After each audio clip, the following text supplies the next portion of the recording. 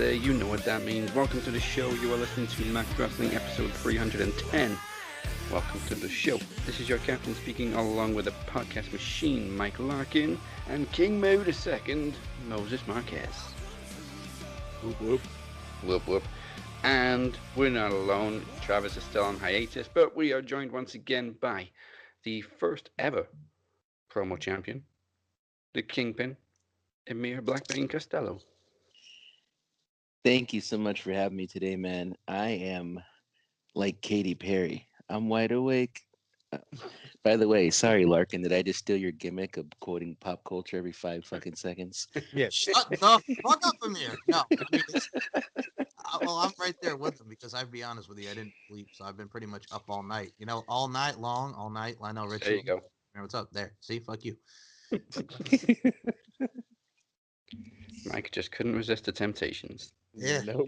Hey, I ain't too proud to beg, man. All right, go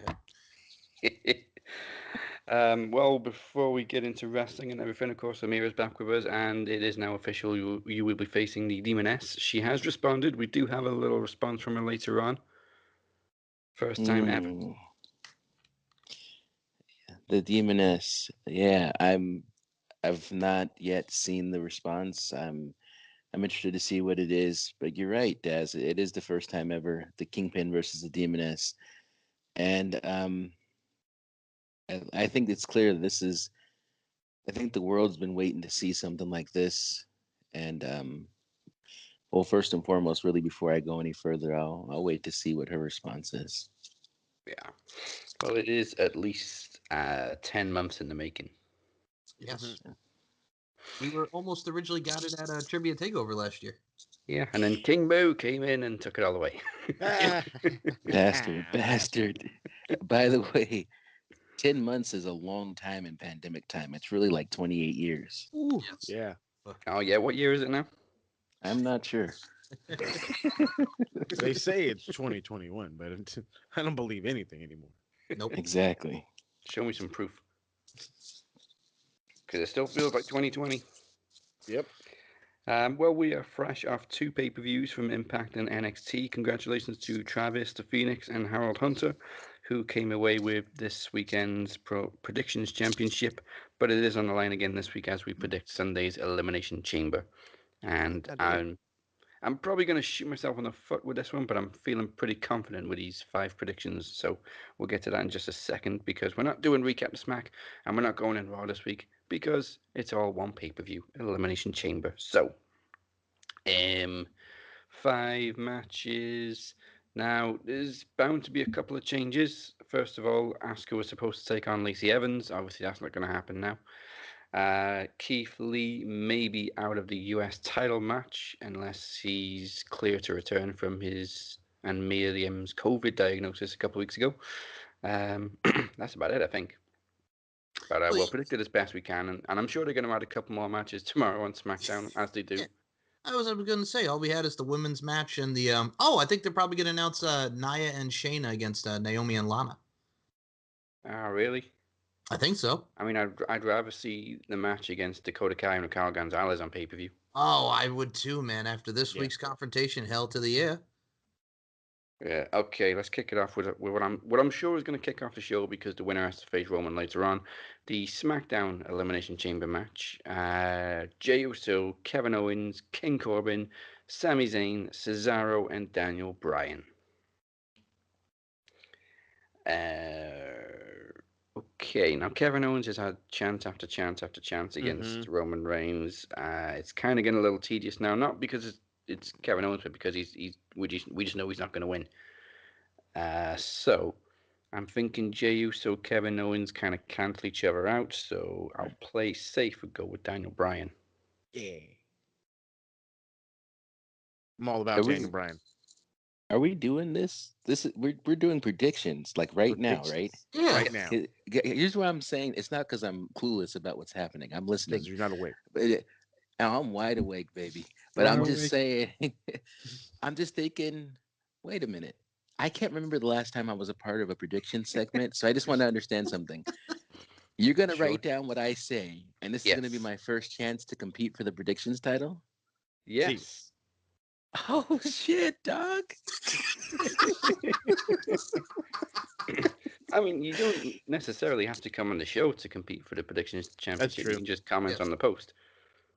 Yeah, Daniel Crimmins is a former predictions champion. Nico's a former predictions champion. A lot of people are former predictions Harold Current, champion. Harold Yep. Current, yep. Harold's now a two-time predictions champ, 2 times. Yep. and it's the Wow. only Can two we- times he's predicted. He's a wise man. He's Harold's a ring psychologist. I want to just give a quick shout out to him. Is he still battling the coronavirus? But just imagine this is a guy who really wasn't. He was just kind of quietly participating in RWT for a while, and then at some point, he I don't remember what happened. He like left the group or something. Or no, he didn't.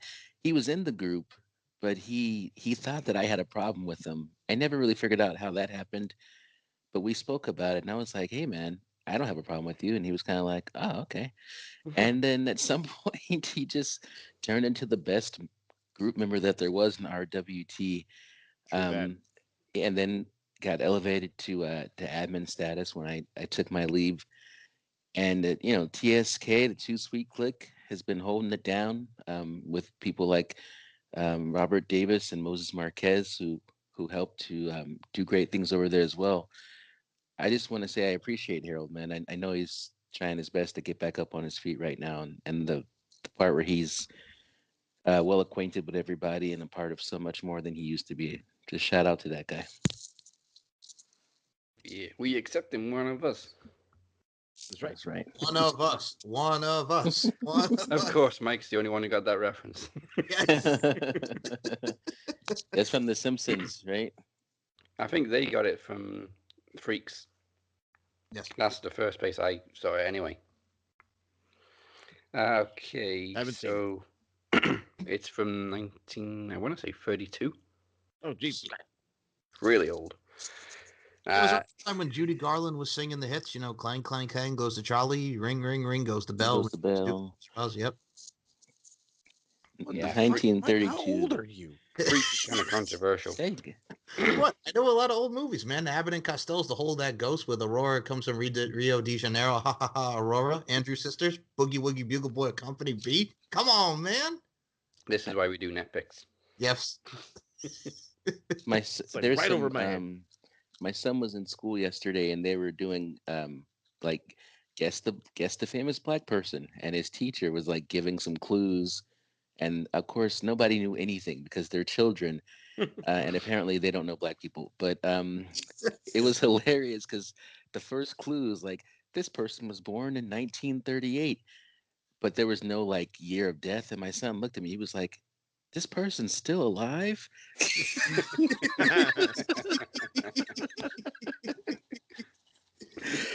Uh, and now I'm trying to do quick fire math. I know, right? Yeah, I don't even know it's how like old they would 83 be. or something like that, man. 83. Mhm. It's 2 Thursday for that. Like, Okay, so me and Moses go with Daniel Bryan. Anybody any different? Well, looking at the field here, I'm kind of with you on this because I'm tired of seeing KO and Roman Reigns. I really am. Jey Uso, no. Corbin Hill to the no, no, no.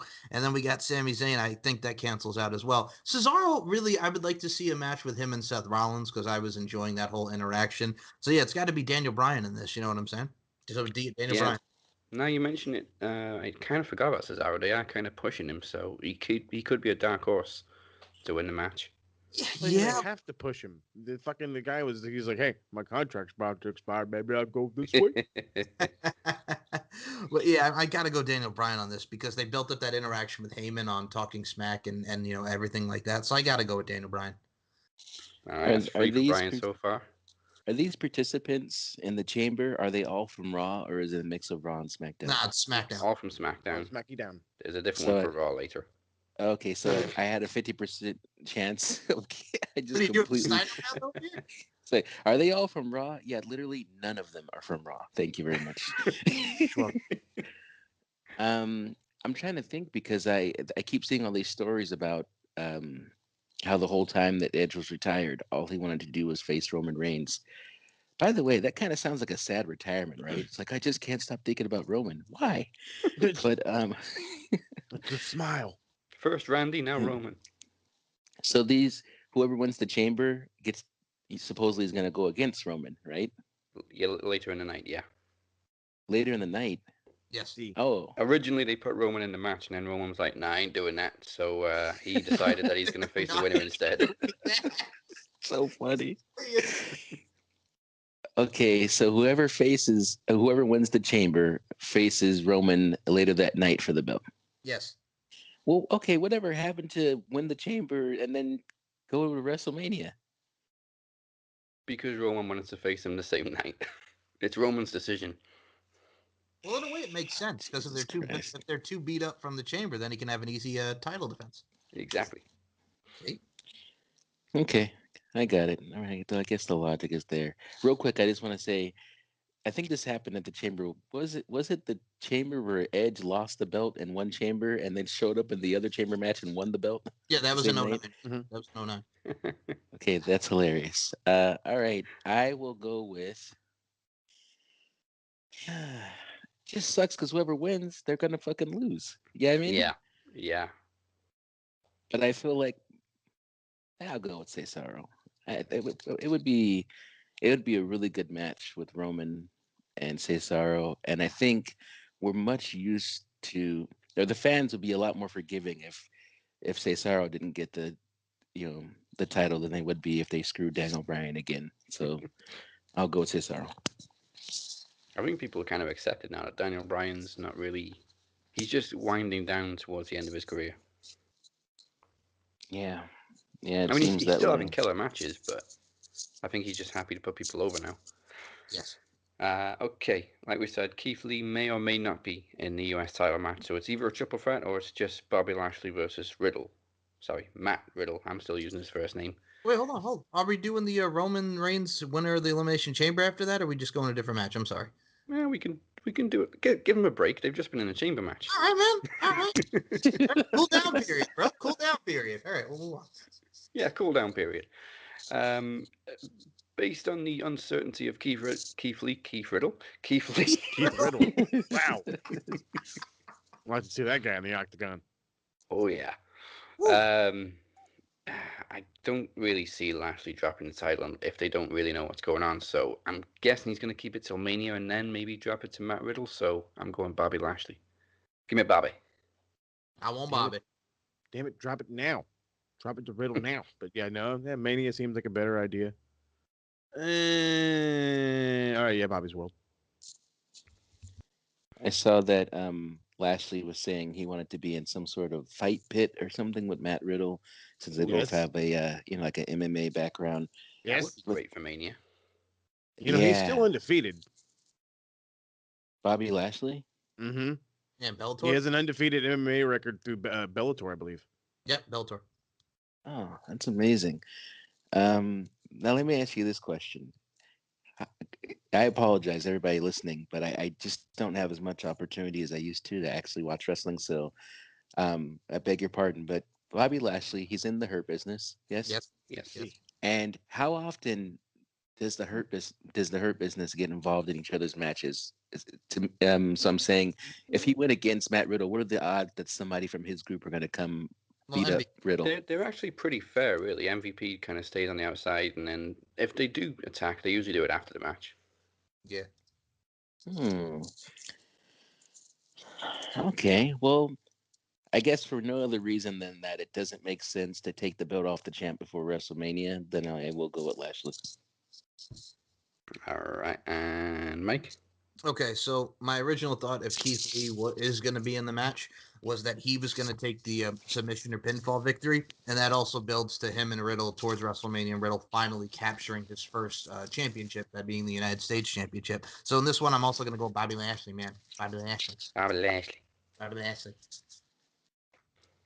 It's kind of like having Phoenix on, filling Emir in on what's going on. Exactly. Sorry, Phoenix, when you listen back to this in 10 weeks.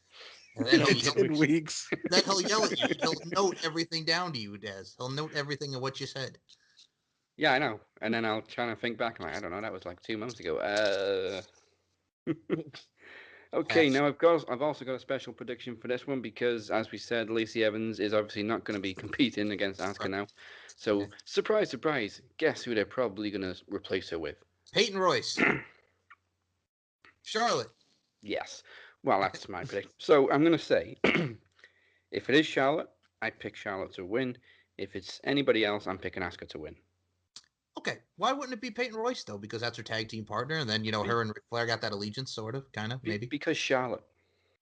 Okay, what if they don't pull the trigger on that? Because Charlotte. Because Charlotte. What if they don't do that? That's great. What if they don't do that though, Daz? Why don't you give To them be some honest, I would rather they pull the trigger on Charlotte now than her winning another title at WrestleMania. This is true. This is true. I'm kind of hoping they just do her and Rhea Ripley at WrestleMania, so Rhea can get the win back. Yeah. Yeah, she deserves it. Plus, she's on the main roster now anyway. Can I ask you guys a little bit of a makeover? Yes. Can I ask you guys where you land on this whole Rhea Ripley controversy? With a new look. I mean, it's not too different. She's kind of got the whole glam rock chick thing going on. No. It's not about her new look. It's just about how she looks. Period. Like not the new part. Female Pete Dunne. Yeah, it's the part where I try to keep it. Daz, this is a podcast. I should probably keep it PG, right? No, nobody gives a shit. We've never been PG. All right, I just want to say, if she's giving you a handy, she looks like she could rip your dick off and throw it in the tall grass. All right. Oh yeah, she definitely doesn't look gentle. What is she, Loretta man, throwing the dick in the woods? What the hell are you doing on this podcast, man? Well, we got Tony Kirkendall and Mikey Beza and some other people constantly going on about how hot she is, and then I just went, oh, I don't really think she's that good looking, and all of a sudden I got death threats and anthrax in the mail. Like, come on, man. Those guys. She has a unique look. I can just imagine her walking in now with the theme song playing. This is my brutality. Oh my god. Oh shit.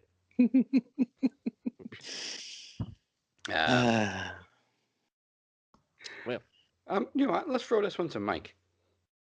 No, okay. So I'm gonna be optimistic. Everybody else here was married, so we could have dicks chopped off. Hey, right? I'm happy to be single, so that's a beautiful thing. Single, ready to mingle. Boom. Anyway, Jesus God, man, you guys put me on the spot. I don't know how to react to that, but all right. So Asuka and Lacey Evans obviously is not happening. Kind of reminded me of WCW 2000 with whole, Stacy Keibler, Miss Hancock, David Flair getting married. Who's the daddy of the child? Man, let me tell you something, guys.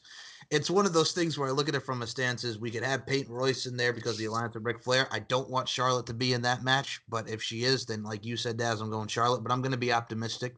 I'm going to say Asuka gets the dub and retains. All right.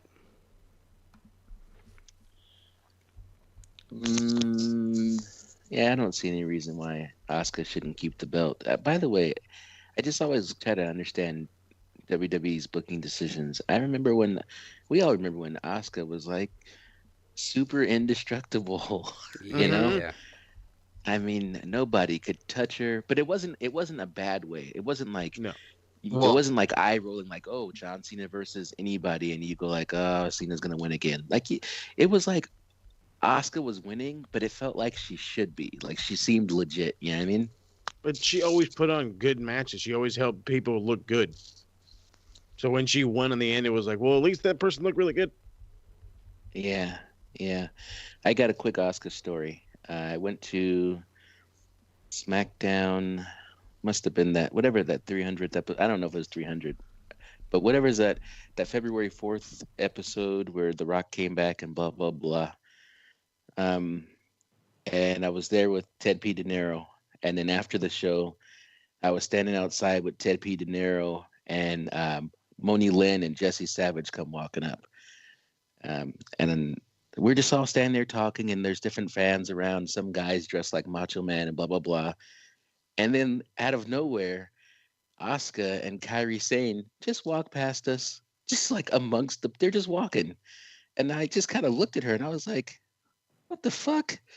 Because this never happens. They just were amongst the crowd and literally nobody was noticing them. And I was like, holy shit, it's Asuka. And then everybody just stopped and turned. And then, of course, then they immediately got mobbed and blah, blah, blah. I wish I wouldn't have said anything, but I was just so shocked. Like, how often are you just standing there? Obviously, there's context. We're at a wrestling show. It wasn't like I was in an Arby's or something. But still, I thought they had like a special entrance. Like, where was she going? Why is her car parked across the street? If nobody noticed her, I'm guessing nobody was ready for Asuka. Exactly. I certainly wasn't ready. Okay, who you guys saying? Well, I mean, if it's going to be Charlotte, I mean, okay, here, let me give you some fantasy booking because this is what I do. It's my gimmick. Because you totally brought that whole idea of like, because, well, wait a minute. Would it be for the belt though? Yeah. Oh, well, then hell yeah, then my idea works perfectly. So you give it to, so Charlotte wins, right? Okay. And then Asuka just disappears into obscurity because that's what they're going to do with her. Because why the fuck else? You know what? Just give her like a one-off with EO because what else are you going to do with EO? But no, my whole idea is give it to Charlotte, and then you got Charlotte and Rhea at Mania, and then bam, you immediately strap the rocket to Rhea's muscly ass, and there you go.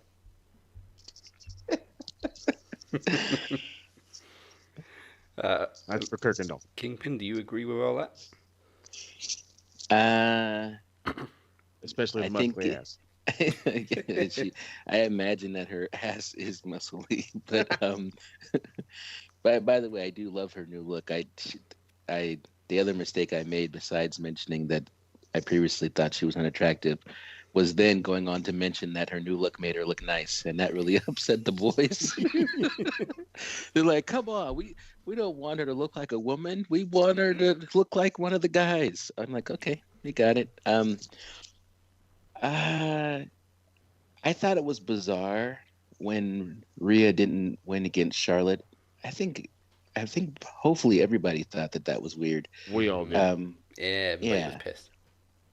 So, and then after that, it was like it reminded me of Ronda Rousey. It was like after Rhea lost that match, everything was just off balance for several months for her. It just seemed like it really killed all momentum, and she had to kind of like go back to the drawing board and come back as Emma or something like that.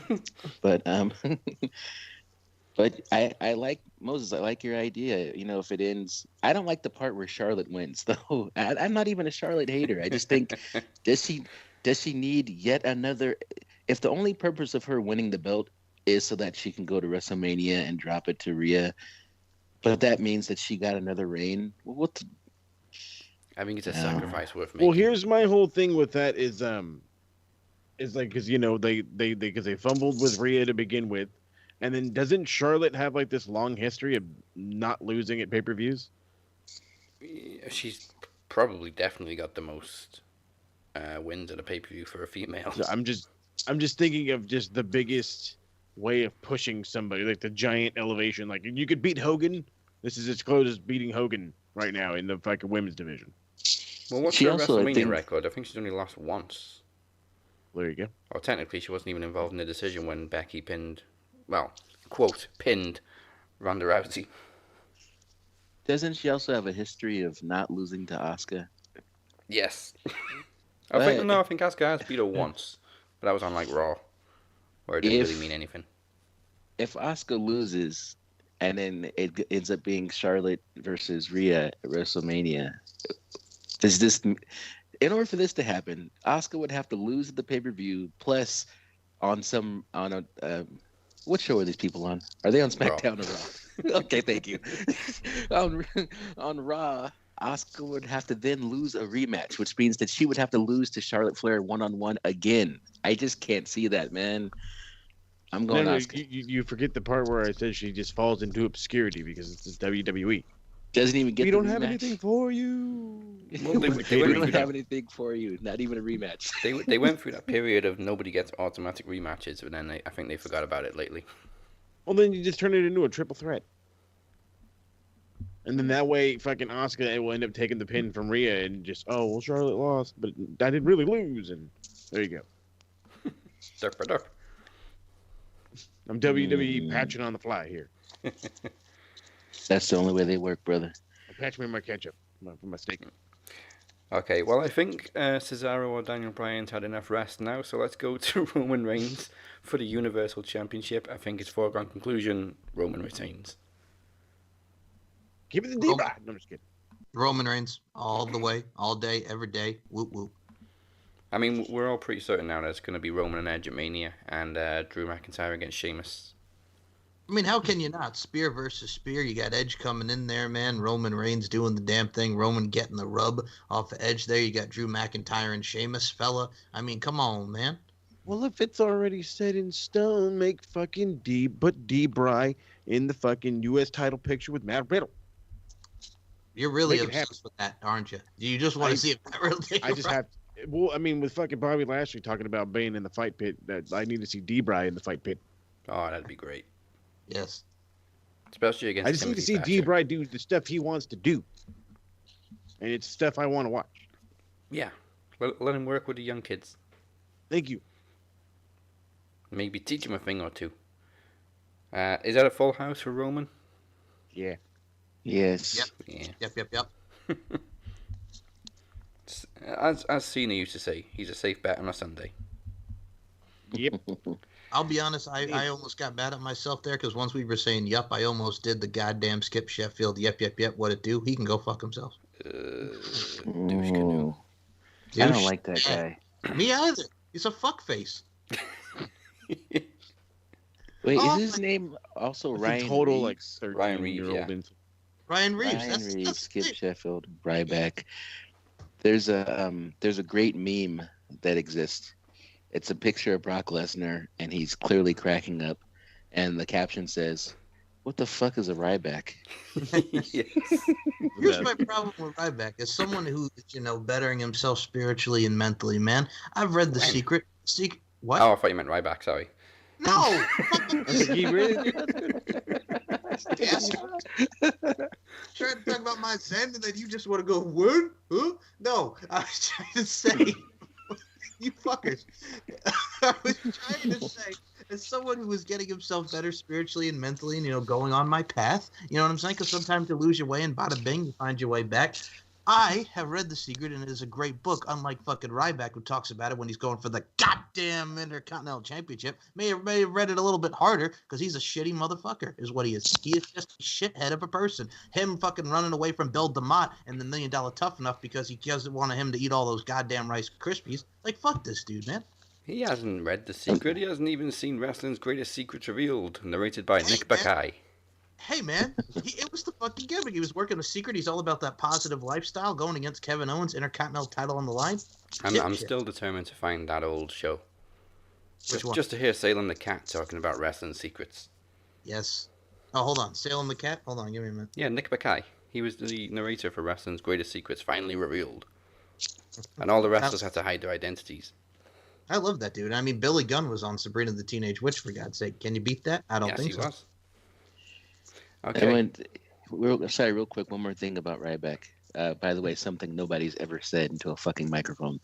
I just want to say, when Ryback came out, started wrestling, I loved Ryback. I thought it was great, and I thought this is perfect. And then in WWE, I think did what they always do, is they went, "Oh, this guy has momentum. All right, let's not give him a title or anything." I never get the part where they always wait till you don't care anymore and they go, "This is the perfect time to pull the trigger." It's like, what about when the person's white hot? Ryback there was a point where it was like everybody was behind the guy and they didn't want to beat Punk. Yeah. But after I that, wouldn't mind yeah, them that like went bad. flipping flopping it. Who cares? Like that's what they used to do back in the 90s. They used to get guys over was they flip flop the fucking title. Oh, you won it for a week, but give it right back. Yeah. A week. What if you're Kane after Oh. Bad Blood or whatever? You won it for a minute. The next night on Raw, I thought that was, even as a kid, I knew that was disrespectful. It was. And then he didn't get another world title for like nearly 10 years. I was gonna say, well, no, yeah. I was about to say ever, but no. Well, it was ECW title, so I wouldn't really call it a world title. Oh, that's right.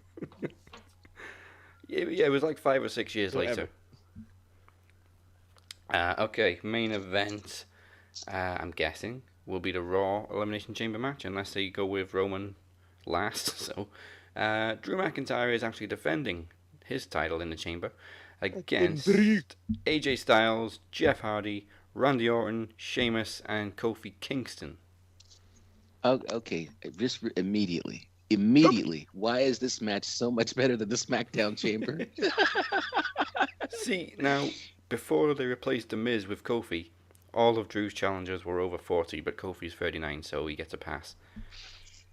He ain't got no chest. I was just gonna say.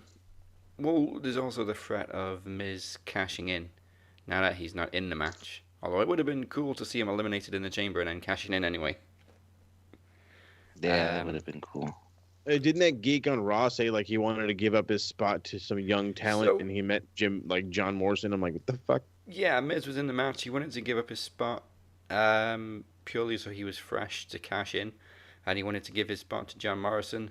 And then Adam Pearce said, well, okay, well, you can go against Kofi, and if you win, John Morrison's in the match, and if Kofi wins, Kofi's in the match.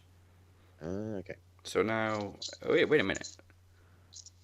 Oh yeah, I was thinking maybe Kofi could feud with Mustafa Ali, but he's not in the match.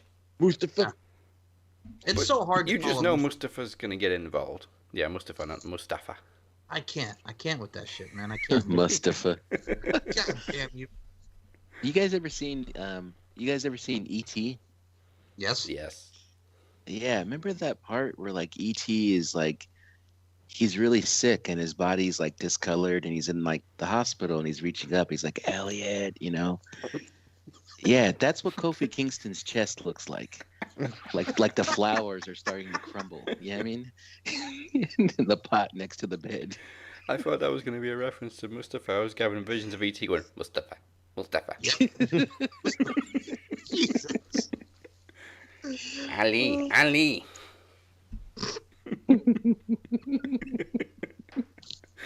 Oh boy. So yeah, I'm still sold on Drew versus Sheamus at Mania, so I'm going Drew to retain. I can't imagine Drew McIntyre would lose the belt. I just don't. I don't see any reason why that would happen. Yeah, that's how you know, man. Because, by the way, good for them for bringing Goldberg in and making him lose. Because and actually putting somebody over. Yep. Yeah, that's what I'm trying to say. Not the part that they brought him in, but they're going to continue to do that. But it's the part where somebody actually survived it. I mean, think about how awful we all felt when Kevin Owens was champion. Yeah. And Goldberg showed up, and we're all like, "Oh fuck, come on, man, we just got him." It's the same thing with the Fiend. It's the same thing that happened with the Fiend. I'm like, as soon as he said, "I accept" on that Firefly Funhouse, you could hear the audience just groan, like, "Oh God, no." Yes. Yeah, that one guy was the best because after he says he accepts, and then the guy goes, "Ah." I mean, you knew it was over. You know what? Admittedly, the Fiend never needed the title, but it just made no sense that he literally just took absolutely everything Seth Rollins could throw at him and still kept getting up, and then he just takes a spear and a jackhammer and it's done. And he's killing Daniel Bryan and having these hard-fought matches, and then spear, jackhammer, 1, 2, 3. Wait, he was unstoppable a month ago. What the fuck is this shit? I know, right? Well, we gotta please the Saudi prince. You know this, the Saudi prince. I want Goldberg to win. Somebody call up Mansoor. It feels so good to be back in Jeddah. Jeddah, I have hope. I'm so happy we didn't get those shows this past year. Oh my God, it's the same speech every effing time, and they're making me not like Mansoor. And I like Mansoor. We've seen him on NXT and NXT UK. He was in frickin' the video game, man, Cole effing Quinn. But then you put him in front of his friggin' hometown, and he's facing guys like Elias and Cesaro, which if this was in the U.S., he'd be squashed like a motherfucker. And, you know, it's one of those things where I look at it from a stance, it's like, all right, we're just going to get a moonsault. We're going to get his maneuvers here, high-octane aerial assault. And then here comes, you know, it feels so good to be back in Jeddah. Wait, Jeddah. Mansoor was Cole Quinn? Yeah, duh. I thought Cole Quinn was a real person. Stop it. Well, I certainly didn't think it was Mansoor from freaking Saudi Arabia. Feels so good to be back in Jeddah, man. I have Damn. hope. I have hope. It's like he's like Mahabali Shera. He is the WWE's version of Mahabali Shera. Shera am I. what he is. Okay, anybody else for McIntyre or a different guess? McIntyre. Nah, McIntyre. All right, and of course we have to see the Fiend come back and cost Randy Orton. I cannot wait for that, man. Eh, Not a fan? I'm over the Fiend. Oh. Remember when the Firefly Funhouse first came out, and everybody was like, Shitting "What on the it? fuck?" Yeah, it's No, like, I loved oh, it. No, this guy's Mr. Rogers. This is dumb. This is why they brought him back. Blah blah blah. And then the very next week, everybody was like, "This shit is awesome! Look at these fucking puppets." Well, that's the problem. People have to let this shit marinate, progress. They don't just judge it off of one, vignette, Yeah.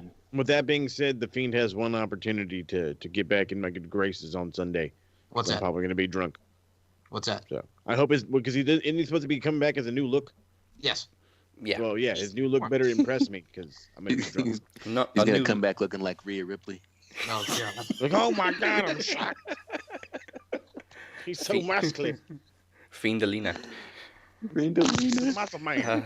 He's supposed to be. Obviously, he's gonna have a slightly different look because he got burnt to friggin' death. But Vince Russo, bro, Oh, yeah. he's So thinking it's gonna be a fucking whole tiny. new gimmick, bro. Yeah.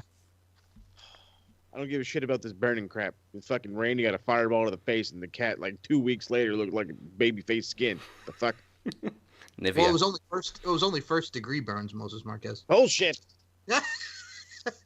How long has he been off TV? He wasn't. Whoa, since TLC, so 2 months. Yeah. Now, does this coordinate with around the time of the death of John Huber? Oh, that when? Yeah, I think it was around the same week. Because John Huber died in like late December, right? Yeah. Something like that. So the whole time that I was just thinking, like, I wonder if he was just taking time off to kind of deal with that, because I know how close they were and stuff like that. So I just thought it was interesting at the time. Seemed to really coordinate with that. Just a thought. Well, speaking of, because you guys were talking about Vince Russo and the whole new gimmick, did you see him criticizing the Edge build? Because he said realistically, if he came back now, he would get killed by the other guys. That he thinks it's just overdone and it's kind of like like an underdog. Shit what Russo has to say. There you go, Moses. That's his. Well, TLC was December 20th. John Huber died 26th. So it was just before. Okay. Got it. Maybe he did take longer though because we all expected him to come back at the Rumble. So maybe he's taking longer afterwards. Yeah. Yep. But to be honest, though, I think it's better that he returns and scares Randy in the chamber than in the Rumble, where Randy can just run away. This is true. Also, people are getting all bent out of shape that Alexa had a pentagram on Raw. Yes. I believe it was the page Robert shared, which was, I don't remember what it was called, Wrestling Real Reactions or something. I was like, all the stuff WWE's done, you're getting freaked out over a pentagram. I know, right? Yeah, it's like, Jesus Christ, Triple H had sex with a dead woman in a casket, okay? Brian Pillman had a gun. Billy and Chuck got married. Come on. Undertaker literally tried to embalm Stone Cold. He put Stone right. Cold on his symbol. And Hey, he crucified him. Yes. We saw a man get hung from a fucking cell. Oh, Yep. Who the hell put the rope around? Was it Boss Man that put the Boss rope Man. around Big? Yeah, that's Big, exactly no, what I said. No, not he, I know he got hung, but I'm trying to say, who put the rope around Big Show's daddy's casket and that was drove Boss off Man. with that bitch? Oh, that's wait a minute. yeah, right. and he was literally dead. Hold on. I mean, come on. Kane electrocuted Shane McMahon's testicles. Like, come on. Okay, You know what? I got a funny story about that. I was watching that in a bar in Spain when I was like, how old was I? I would have been about 13. And the Spanish barmen were just laughing so hard at it. Nobody's gonna ask why Daz was 13 in a fucking bar. Well, I wasn't on my own, obviously. Still, I don't ask Get a questions bar, about what goes yeah. on over there overseas. Yeah, in Maybe Spain you're maybe allowed to sit in the bar as long as you don't Jesus drink. Christ. I think the Yeah, drinking Dad age is got a 15 story there, for you. actually. Yeah, I remember one Oh, time I man. was 7. I was 7. I was in this fucking strip club, right? Anyways, See the Oh, by the way, titties. This honey kept shaking her ass and I'm trying to watch SmackDown. Yeah, it's like, get out of here, bitch. Go get me another apple juice. Oh, Jesus. Oh, borderline. Fuck them pentagrams. So what was the deal with just going back to the Fiend probably coming after Randy? Randy's in the chamber match? Yes, he is. Okay, so didn't Undertaker pop out in the chamber to kind of go after Shawn Michaels or something one time? It was the other way around. 2010, yeah. Yeah, it was the other way 2010. around. Shawn Michaels came up through the ring. Oh, yeah, that was my bad. Was it through the ring or through the grate? No, wait, Shawn Michaels came through the grate, remember? And he Yeah. super kicked the Undertaker? Yeah, and then that's how they ended up going against each other at WrestleMania 26. Yeah. That was back in the old style chamber when they didn't have anything underneath the grates, so you could When just it slip actually up. hurt. When it actually hurt. Yeah, too. now it's all padded and shit. You'd have to like rip it open. Yeah. So it's just so funny how some of these you can kind of anticipate and see this stuff coming, and you just think to yourself, "Oh, here's 4 other examples where they did the exact same thing in the past." All right, well, that is all of Elimination Chamber. Our first pit stop on the road to WrestleMania because we also got Fastlane next month. Exactly a month right after this one, because that's on March 21st. So right after this one, a month later, bada boom, we got Fastlane. Mhm. Jesus. So after this, 2 weeks, there's AEW pay-per-view. Then 2 weeks after that, there's another WWE pay-per-view. Yep. I think they've only just added Fastlane, though, because originally WrestleMania was going to be like the week after Nobody that. gives a shit about Fastlane, though. The only time I gave a shit about Fastlane was when it was Roman Reigns versus Daniel Bryan, and Daniel Bryan should have won. Yep, he should have. Yes. But nope. Alright, if you're watching on YouTube, make sure you click that subscribe button. If you're watching on Facebook, like and share. And whatever podcast platform you may be listening to, don't forget to follow or subscribe right now and take it to the max every week. And also, fuck you, Facebook. Because they... No, like last week's episode is got very low views because Facebook wouldn't allow me to spread it to most of our usual audience. So it's only in 3 figures last week. And I tried to Still fix better it. than other people. I jumped through all these hoops to try and fix it, and they still said, nope. Because your page doesn't have an owner. Yes, it does. Your mama. It's me. So, It's me. Facebook, you don't have an owner, you bitch. fuck the Zuck. Fuck the But- suck. Fuck this. Yes. Congratulations, Daz. I saw the breaking news announcement over on the in the Max Wrestling group about getting the domain back. Yeah, on the bright side, while I was jumping through all these hoops, I had to buy a domain, so it worked out all pretty well for that side. And it's actually, I said 84% cheaper. So when we closed the domain, they wanted to charge me £110 for a year. 111, something like that.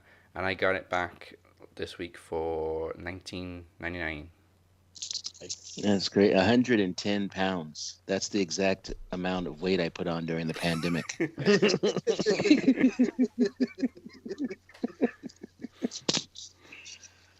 I'm not far off. Nothing but Uber Eats, eh? Exactly. Hey, we now deliver KFC. Oh, that's me done. That's all. It's like we now deliver KFC. Oh my god, that's unfortunate. I'll take 2 buckets. Hey, man, I will get my ass around the corner to go to Five Guys and get me some bacon cheeseburger, man. You know Put some what? bitch. Yeah. All these places that are on what we have is Just Eat and Deliveroo. None of them do Five Guys. Or if they Fuckers. do, they don't do it from like 20 minutes away, which I don't understand why. You know, bitches. I'll You know pay what you you a gotta little do? extra to bring me 20 minutes from Five Guys. You know what it is? And since Travis the Walker Anderson has been there with me, you got Red Robin and Five Guys. Can you beat it? I don't think so.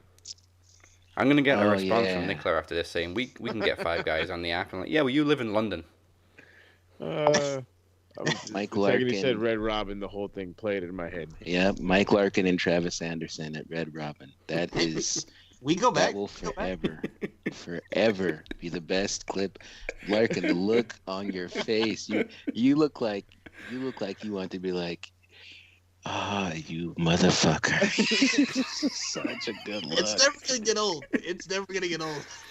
Oh man. Bring the limit down. I told you guys this story here on this show before, but I'll tell it again quickly because it's always worth a chuckle. I remember I took my son. We were going to go get Five Guys, and I privately in the car made the joke to him. I can't wait to have Five Guys in my mouth. You know? And it was supposed to be a laugh just between us, you know. And he didn't really say much. He didn't have a lot of thoughts about it, except for he did have thoughts about it, which came out at the register. I remember I ordered my burger, and he looked at me and he goes, "Still excited about having those Five Guys in your mouth?" And the kid who took my order, he just looked at me like, "What the fuck?" You know? I was like, "You little bastard, you're walking home." Wait a minute. Hold on. I also got to make a comment about Red Robin. Moses, was that you on Retro? Were you on that one time? I think it was you, Moni, and Paul were on the show where you were talking about how you don't like Red Robin. Was it that restaurant? You're talking about you didn't like something. Was it Red Robin? Maybe. I think no. Moses don't know. That motherfucker be high. All the time, every restaurant's good nowadays. No, I think it was probably In and Out. In and Out? All right. What? Boo. I'm How not an could In and you? Out fan. Bro, I fucking live in San Diego, okay? Fucking In and Out is everywhere here. And I swear to God, like, the burgers are decent at best. Their fucking fries taste like fucking potato chips. Their lemonade's good. I don't know, Their shakes man. are bomb. All he got going You is have such a lemonade. good palate. Yeah, no, Moses Marquez, you know, El Chefe. He has Nice. he has such a good palate. I'm surprised to hear that he's gotten this so wrong. Fuck you, Moses Marquez. My wife says the same thing. How do you not like In and Out? I'm like, I just don't. It's just a layup. I mean, by the way, if you don't like In and Out but you still eat McDonald's, then you're wrong, man. No, that is just strictly because of children. The only reason we get McDonald's in this house is strictly because of children. The chicken nuggets. It's not a choice. That they are. And Burger King, of course. Yeah, Burger King, I can definitely take or leave unless it's chicken fries. Yeah, that's true. That's a valid point. Hey, man, we got sticky fingers over here. We got Burger King sticky fingers, the whole nine, all wrapped in one. It's a beautiful thing. Hey, do you Fine. guys remember when Five Guys and Jack sticky fingers. Yeah. from Jack in the Box tried to make a joke on people from the UK when he was like, "Oh, I get it now. Burger King, you're from Europe," or something like that. Do you remember that commercial, Mike? That sounds familiar. Long story short, Jack is an asshole. Jack, Yes, it is. he is. Oh, my God. Okay, well, back to the website. It is now back at maxwrestling.net. It's kind of split between Weebly and Wix. So some pages are being transferred over, some are still going to be running off Wix. But you can get it all at maxwrestling.net. There'll be links to in between the two domains. Also, my hoodie is no longer wrong. 'Cause I had the hoodie made when we had the original maxwrestling.net, and it's got maxwrestling.net right across the back. And obviously, when we closed the domain, it didn't lead anywhere. So now it does again. Hell Yeah, right. I don't have to get a new hoodie printed. All right, You know, Daz, you know Travis really loves Max Wrestling. You understand this, right? he's got more merch than me. Every time I talk to this guy, he's got new Max Wrestling swag. I'm not sure where he gets it from. And now he's got Max Wrestling condoms, so when he fucks people, he can You know take it to the max. It's- Come on, man. It's bootleg Max Wrestling merch. Oh, my God. Oh, it's bootleg. We need to call our lawyer. We need a lawyer. Call the lawyer. He's not wrong, though. He is not that wrong. As someone who lives in the Carolinas, that's how they say it. It wasn't a shock to me. So I'm right there with him, Mr. Moses Marquez, with the lawyer. I can't do it as well as you do. Yeah, I know. Dumb shit. Matt Hardy said it on AEW. It's Matt Hardy, man. It's Matt He's Hardy. like, I'm gonna call my lawyer. I'm like, nope. That's how you say it. It never gets old. That's the only reason why I like Matt Hardy is just so I can hear No. Moses Marquez say. No, the only reason I like him is because of you, so you can say the lawyer. Well, you're going to have some fun when we get to AEW, but we got to do Impact first. But before we get to that, it's time for a promo exhibition, and it's a big one. On one side, we have a man who's faced just about everybody there is to face, Cypher. And on the other side, a man who, apart from a few cameos, has been out of action for over a year after a horrific 2020. It is the return of Robert Davis. Yeah. Also, the rebranding of Robert Davis. He's now the essential Robert Davis, as you will now see.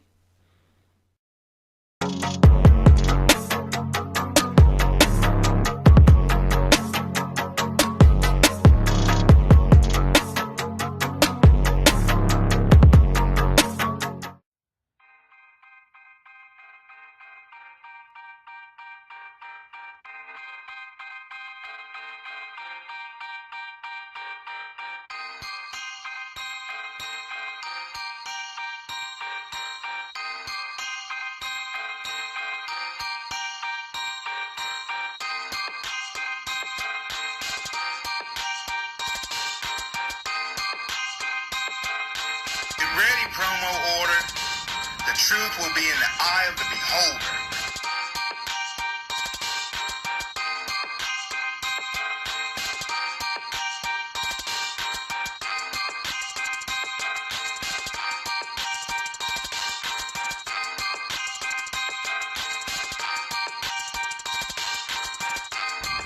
You defeated cancer and COVID. Gia got nothing with respect. But you trying to battle the Cypher, and I'm coming straight for your neck.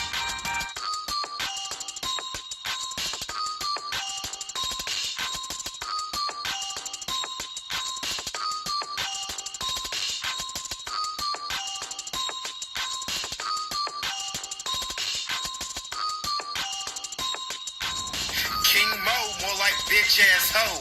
Walker high, just a B-list talker. Podcast machine ain't got nothing on me. De Niro, ha, what a zero. Money making Chris is a no-cost risk. Demoness, damn what a mess. Captain, what's happening? Shape, I'm the next promo champion.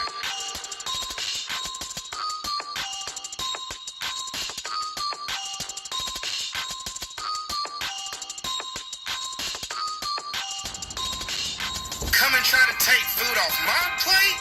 Bitch, please. I am C to Cypher, not decide my own fate.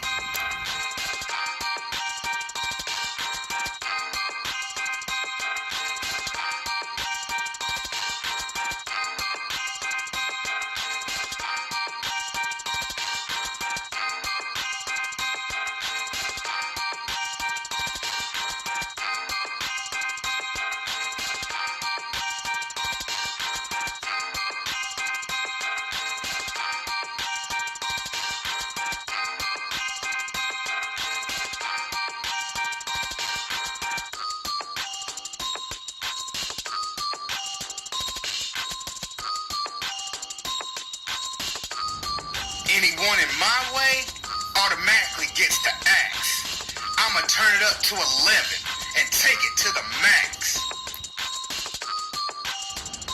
They call you the collector? Motherfucker, you collect these hands. You ain't ruining my plans.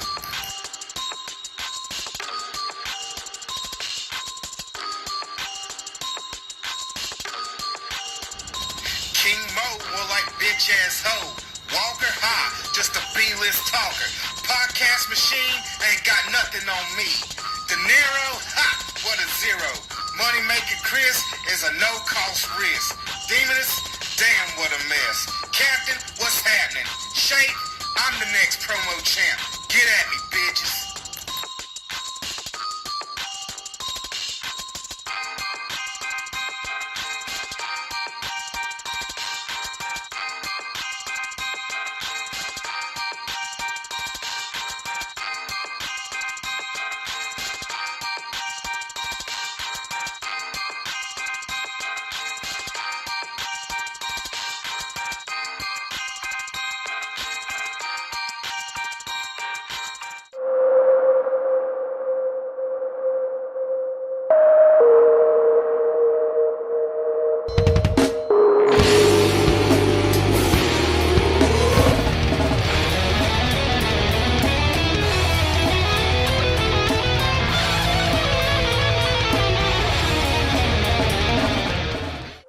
What is a cipher?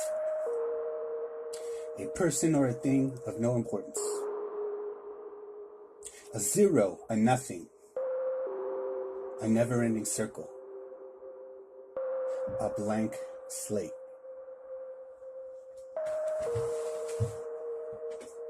Now you're probably watching this thinking, whoop-de-fucking-do, who are you? Well, let me tell you who I am. I'm the Psycho Boy. Now, we've never met before. We've never done this before. It's been a while since I've done this. So let's see how this goes. Now, I've watched you for the better portion of a year put on that stupid, goofy Kool-Aid smile. I've watched you pander to the masses. I've watched the powers that be pull the puppet strings coming out your back. And where has it gotten you? Absolutely nowhere. You faded off into obscurity quicker than Phoenix Jericho.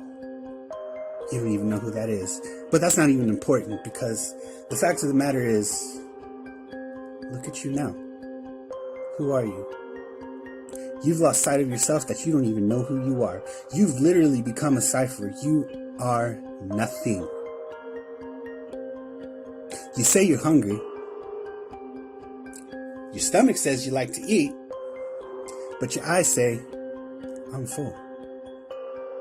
You say you're hungry, but you keep eating the same crap that the powers that be feed you. You say you're hungry, but you're so tired, you can't even lift the silverware to eat. As far as I'm concerned, you ain't hungry, so get off my table. You've got no place here if you ain't hungry, son. And don't forget that. Because what you need to do is rebuild, redesign, and reclaim.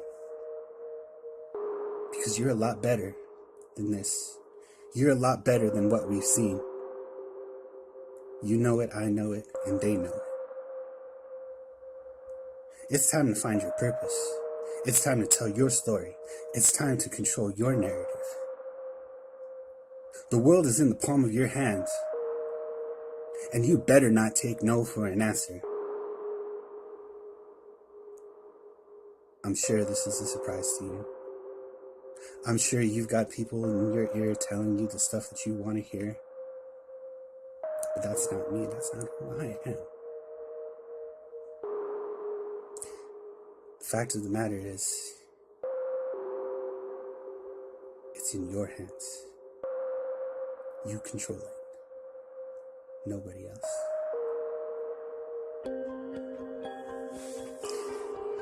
Now you see, as for me, I am essential, and I pledge my fidelity to my former self. I am not my corporately mandated persona. I am not my material possessions. I am not relying on authorities to tell me what's right and what's wrong. I will not let my value be based on comments, likes, or followers. I will not seek affirmation from toxic group think. I will not filter my authenticity of self. I am essential and will speak my truth through words and actions. I will wear betrayal as a wound of battle.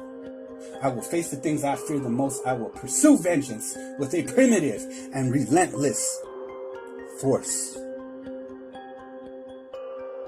I vow to find freedom. I vow to find purpose. I vow to create something that will last. I am essential, and I control my narrative.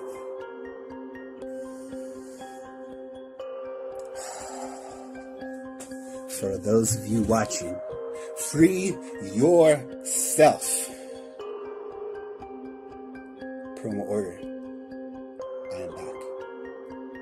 You have been warned. Hey, this is the charismatic enigma, Jeff Hardy. Welcome to the Madhouse. This is the CEO of Shane Taylor Promotions and Ring of Honor superstar Shane Taylor, and you are listening to the Max Wrestling Podcast. It's time to take it to the max. Well, one was a music video, the other was a sermon. Yeah.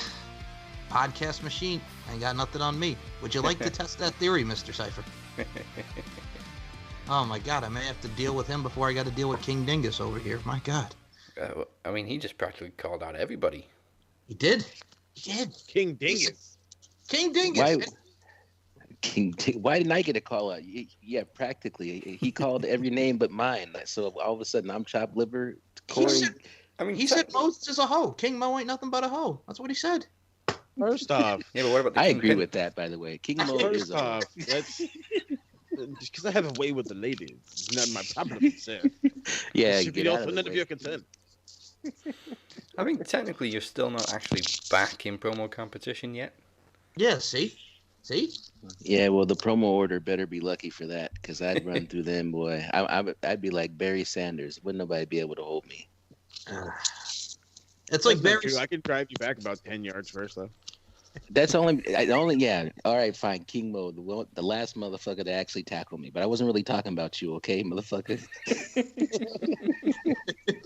Well, we got King of the Mic coming up in the summer, Amir, and we've seen you in King of the Mic. Why don't you do King of the Mic, you son of a bitch? Never say never. I wouldn't exactly be opposed to being in King of the Mic and winning it again, because obviously that's the only way it would end. You didn't win it again. You never won King of the Mic. You won the promo bowl, the promo climax, excuse me, at the time. I didn't win King of the. I won King of the Mic, motherfucker. No, you didn't. Robert Davis beat you, and it was Robert and I in the finals. No. To be Daz, fair, Daz, I never won King of the Mic. to be fair, in the Grand Slam table, King of the Mic and Promo Bowl count as the same accolade. So True. you've won a tournament. But it wasn't King of the Mic. No, It was the promo climax. The first promo climax.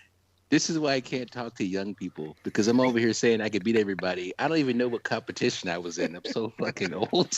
that was the one where you beat Daniel Crimmins without saying a word. You were just bragging about this like 20 minutes ago. And the other thing was, the Max 300 video that I did, Mike Larkin, I believe you pointed out, I wrongly said that I beat you in King of the Mic, right? You never beat me in King of the Mic. You beat me in the promo climax. You were one of the 3 people who've ever beaten me. So yes. Promo climax. Nicola beat you though. No, Shut she the fuck didn't. up, Mike. You Mike, just shut up. the fact that I beat her. Shut the fuck up. Nicola beat you. Don't make me get on this podcast and fight for the person I'm supposed to be fighting against, all right? Dude, you went from a freaking enemy to the president of the fan club again. Jesus, man, simmer down. Simmer. I'm not the president of the. Again, I have a lot more to say about the Demoness, but I'm gonna say it right here to you. I'm Max Wrestling for everybody to hear. Mike Larkin, You did not beat Nicola McDonald. Period. Mm-hmm.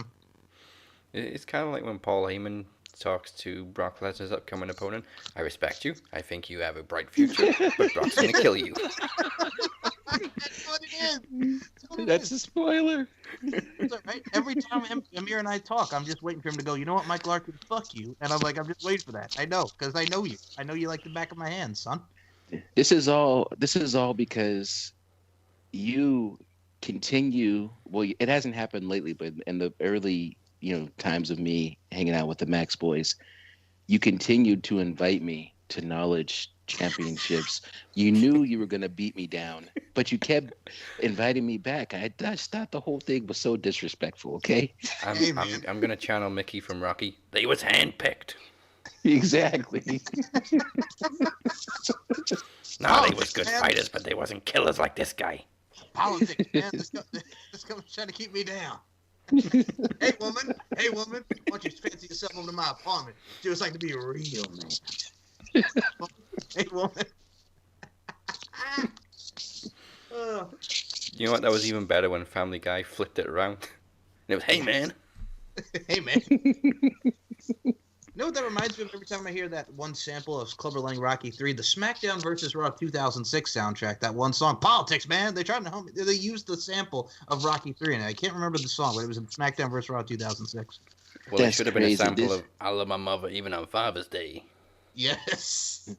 Mike Larkin just said he can't remember something. Mark Shut this up. day in history. I'm about to go play the lottery, motherfucker. Shut the fuck up, Peter. Shut the fuck up. This is crazy. I never thought I'd live to see the day. All right.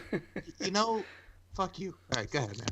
There's two things you never heard. You never heard Superman say "ouch," and you never heard Mike Larkin say "I can't remember."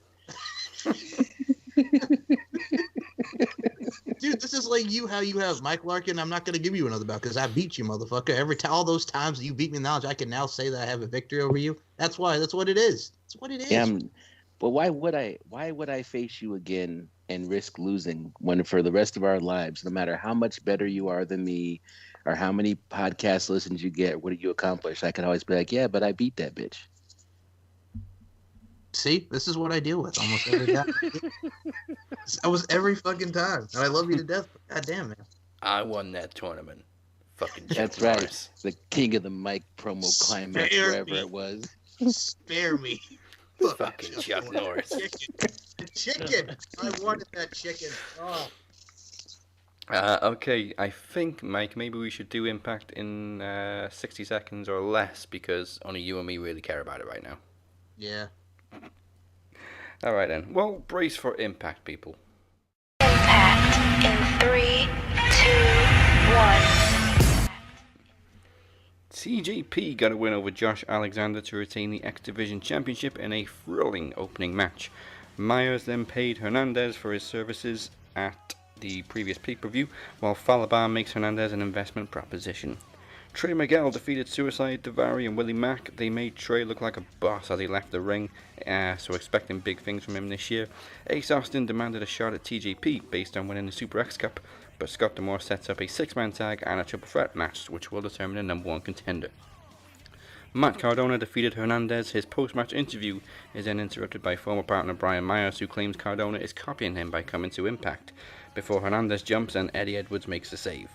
As Nevaeh doubts her future as Havoc's partner, Tenille Dashwood tries to butt in and ends up in a match against Nevaeh, which Tenille won. Juice Robinson and Dave Finlay appeared from New Japan to defeat Reno Scum before being confronted by the Good Brothers. Storm and Sabin and then hanging out in a bar with Rohit Raju and Mahabali Shira before being invited to Swingers Palace. And Mike's going to have to fill me in on the end because the main event was Moose vs Tommy Dreamer in an old school rules match, and I tried 3 different streams and they all stopped right before the spear, so I don't know how the match ended. Oh my god, it was pretty much just Moose fucking molly-whopping Tommy Dreamer as he does, and just spear. Yeah, it was a molly-whop, Daz. It was a molly-effing-whop. I mean, it was pretty obvious Moose was about to hit a spear and win, but I don't know if anybody came out after the match or if that was just the end. I didn't see anything. I just saw that he put him down with the spear, and that was it. Okay, so I missed like 10 seconds. You missed 10 seconds of it. Literally, right, the first stream just cut right before the spear, so I thought, okay, I'll try a different stream, same thing. Try a different one, same thing. You know me, man. I think when it comes to Impact, you know me. I'm going to go right here because I'm a Long Island guy, man. Watching these guys, NYWC, coming out to track 4, BSB, It's Gotta Be You off the Millennium album. Man, you got Matt Cardona and you got Brian Myers here. It's one of those things where it's former partners. Yes, they are the co-hosts of the Major Figures Wrestling podcast. They're talking about wrestling figures. They're talking about giving them a figure bath. It's one of those things, man, where you have that dynamic and that dichotomy, but they're going against each other, seeing these two wrestle. And we're also talking about the fact that you also see Matt Stryker on commentary. What a continuity that is, because Zack Ryder's old finishing maneuver, the Zack Attack, you know what I'm saying? Take it back to Saved by the Bell. Rest in peace, Casey Kasem. Matt Stryker originally did that maneuver, which was then called the Golden Rule. So for me, man, getting to see them in action there, and I like the storyline and continuity. TJP and Josh Alexander. Might I just say that Josh Alexander is a beast? It's a good time for Impact, man, just to see all these people coming in. And dude, David Finlay, Juice Robinson, the Good Brothers. I love it. I love me some of this, man. Casey Kasem and Dustin Diamond, who infamously appeared on early TNA. Yes, that's right, in the early NWA TNAs. That's correct. Thank you, Des. Now, also, you mentioned Millennium. Something about that album really bugs me. What, the Backstreet Boys? No, Will Smith's Millennium. No, I was talking about Backstreet Boys Millennium. They came out, It's Gotta Be You on the NYWC. Millennium. Well, Anyway, one thing bugs me about the Millennium album. The last track, I think he's talking to his son, and he's like, okay, I got one more track, which one you want to hear? And his son just goes, Wild Wild West. And Will Smith's like, oh, come on, man, I got some other tracks. I got Rain, no, Wild Wild West. Yes. Okay. I was like, okay, I get it. He's disappointed in it. First of all, I think Wild Wild West is a great song and a great movie. Fuck all y'all. Okay, Yeah, I will. Hold on. So you get to open Pandora's box. Man, I was not a fan of the movie, but that song, I'm talking about Will Smith, I'm talking about Cisco, and he's not unleashing the dragon yet, but it's him and Drew Hill, and then we also got Will 2K on that album, man. That was a great album, but god dang, I love me some Wild Wild West. Cisco with the Wild Wild West, and the whole theme, the whole thing. I really don't see a problem with the film. It was fun. It was, but it's not one of Kevin Kline's, the whole thing, man, and not one of Will Smith's greatest, but, it is what it is. When he fills up the Got to work fake. with Selma Hayek. Are you really bitching? Yeah. Hey, man. All right, true that. Selma Hayek, but also you got to admit, I love me some Selma Hayek and Fools Rush In with Matthew Perry. She was feisty. I like that. I like that a lot. That was good. As it was.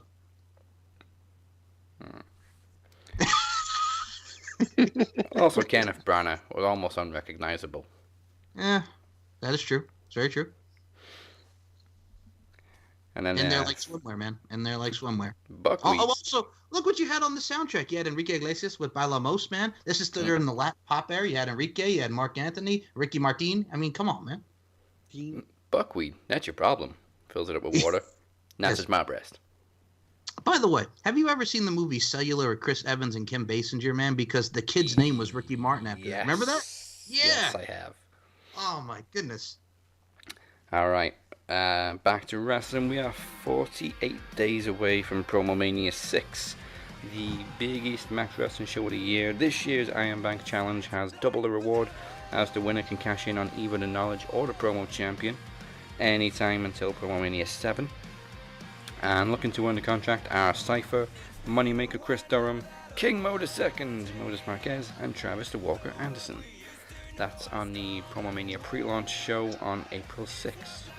But the main show on April 8th has not one but two trivia bouts, as the Phoenix defends the Knowledge Championship against Daniel Crimmins, before the winner will have to defend the title later on against Mike as he cashes in last year's Iron Bank contract. Kind of like what Roman's doing at the Chamber.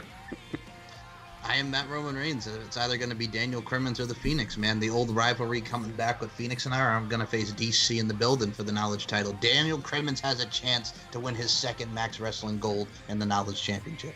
Also his first appearance on a main show. Hell yeah, DC. On to promo action. Moses is dying to know who his opponent is as he shapes up for a promo exhibition.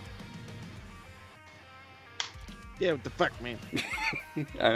From what I understand, we'll find out either this week or next week. All right, goddamn. Right. And speaking of promo exhibitions, it's a cinematic showdown is what it is, as the world champion The Shape returns and is coming right to promo champion The Phoenix's doorstep in a first time ever title for title cinematic showdown. I am so excited for this matchup because it's cinematic, brother. I mean, I can't wait to see what's gonna happen. I can't wait to see who's gonna win. Let's be clear. There's never been more on the line than this, and I think if Phoenix wins, then won't he be like Phoenix 28 belts or something like that? He's currently got the predictions, the promo, and the knowledge. If he keeps all of them, then yeah, he'll be Phoenix 4 belts. Jesus. We're gonna have to get him Kenneth Branagh's spider-like things from Wild Wild West to carry him all. He's like Ultimo Dragon holding the 9 titles at once. Just don't do a Shawn Michaels photo shoot. New.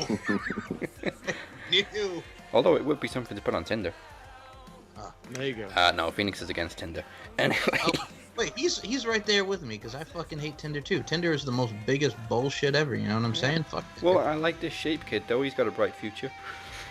And finally, they're both returning to promo competition. The Kingpin made the challenge, and the Demoness will rise again to answer it. First time ever, Kingpin versus Demoness, and we finally have a video response from the Royal Highness of Hell in just a moment. But don't miss April 6th and 8th for Promo Mania 6. All graphics, no charisma.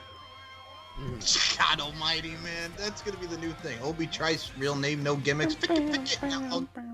Okay, Yep, so yep. she has accepted it privately, but now she has delivered a little something publicly. So here is the Demoness's little response. I mean, we don't actually see her because I don't think we're going to see her until Promo Mania. She's keeping it on the down low. But here's a little something something from the Demoness.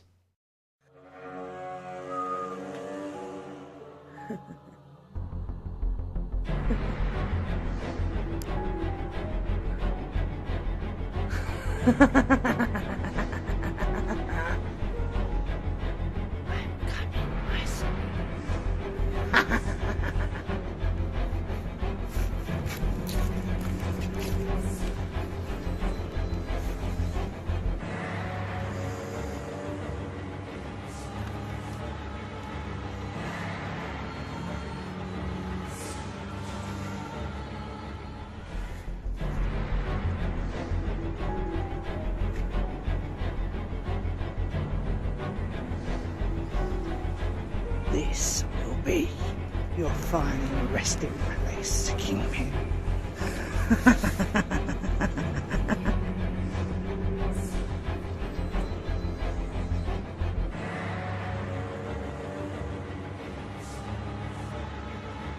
Everybody's attention now. Do we have everybody's attention now? Do we have everybody's attention now?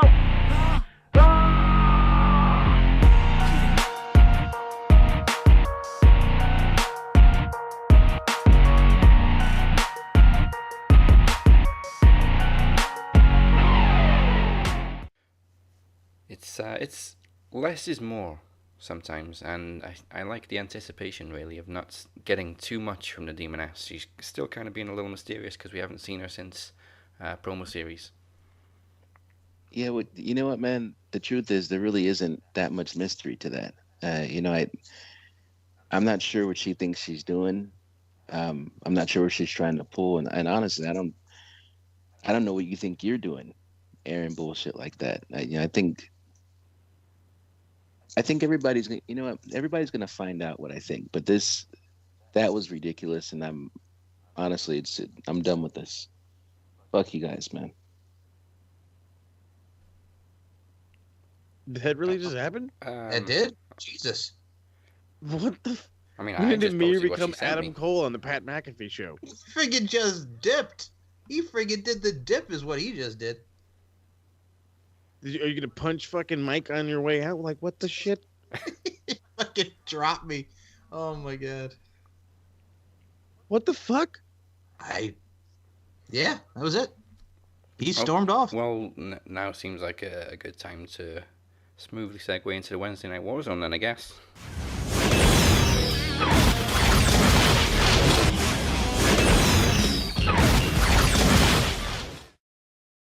Well, Dynamite kicked off. Let's get this out of the way quickly for the benefit of Moses.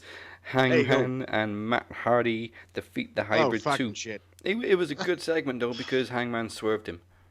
Okay, so hold on. Let me get this fucking out of the way, because I said it 3 weeks ago. It's on this fucking show. Bucking around with goddamn Matt Hardy was going to turn him into a geek. Turned him into a geek. So fucking Hangman reveals that the goddamn contract he signed, that he made Hardy sign, was a match contract where if fucking Hangman won, he would get 100% of its earnings for the first quarter of 2021. Then fucking loser ass dumb shit Matt Hardy negotiates. Stupid Hangman says, okay, and he shakes his fucking hand. You had this whole thing signed, sealed, and win. All you had to do was beat him. And you take his money. You lose, and guess what? You lose nothing. But now it's a money match. You're a fucking geek, bud. Fucking geek. And I was going to praise him for getting in better shape. Like, he's starting to lose the gut. I could see the six-pack coming in. He's getting lean. I love Hangman, but right now, dude, you have one spot, and you're hanging out with a geek, and you're a geek via association. See, he just called that the GBA, the Geek by Association. That's the hashtag GBA is what that There is. you go.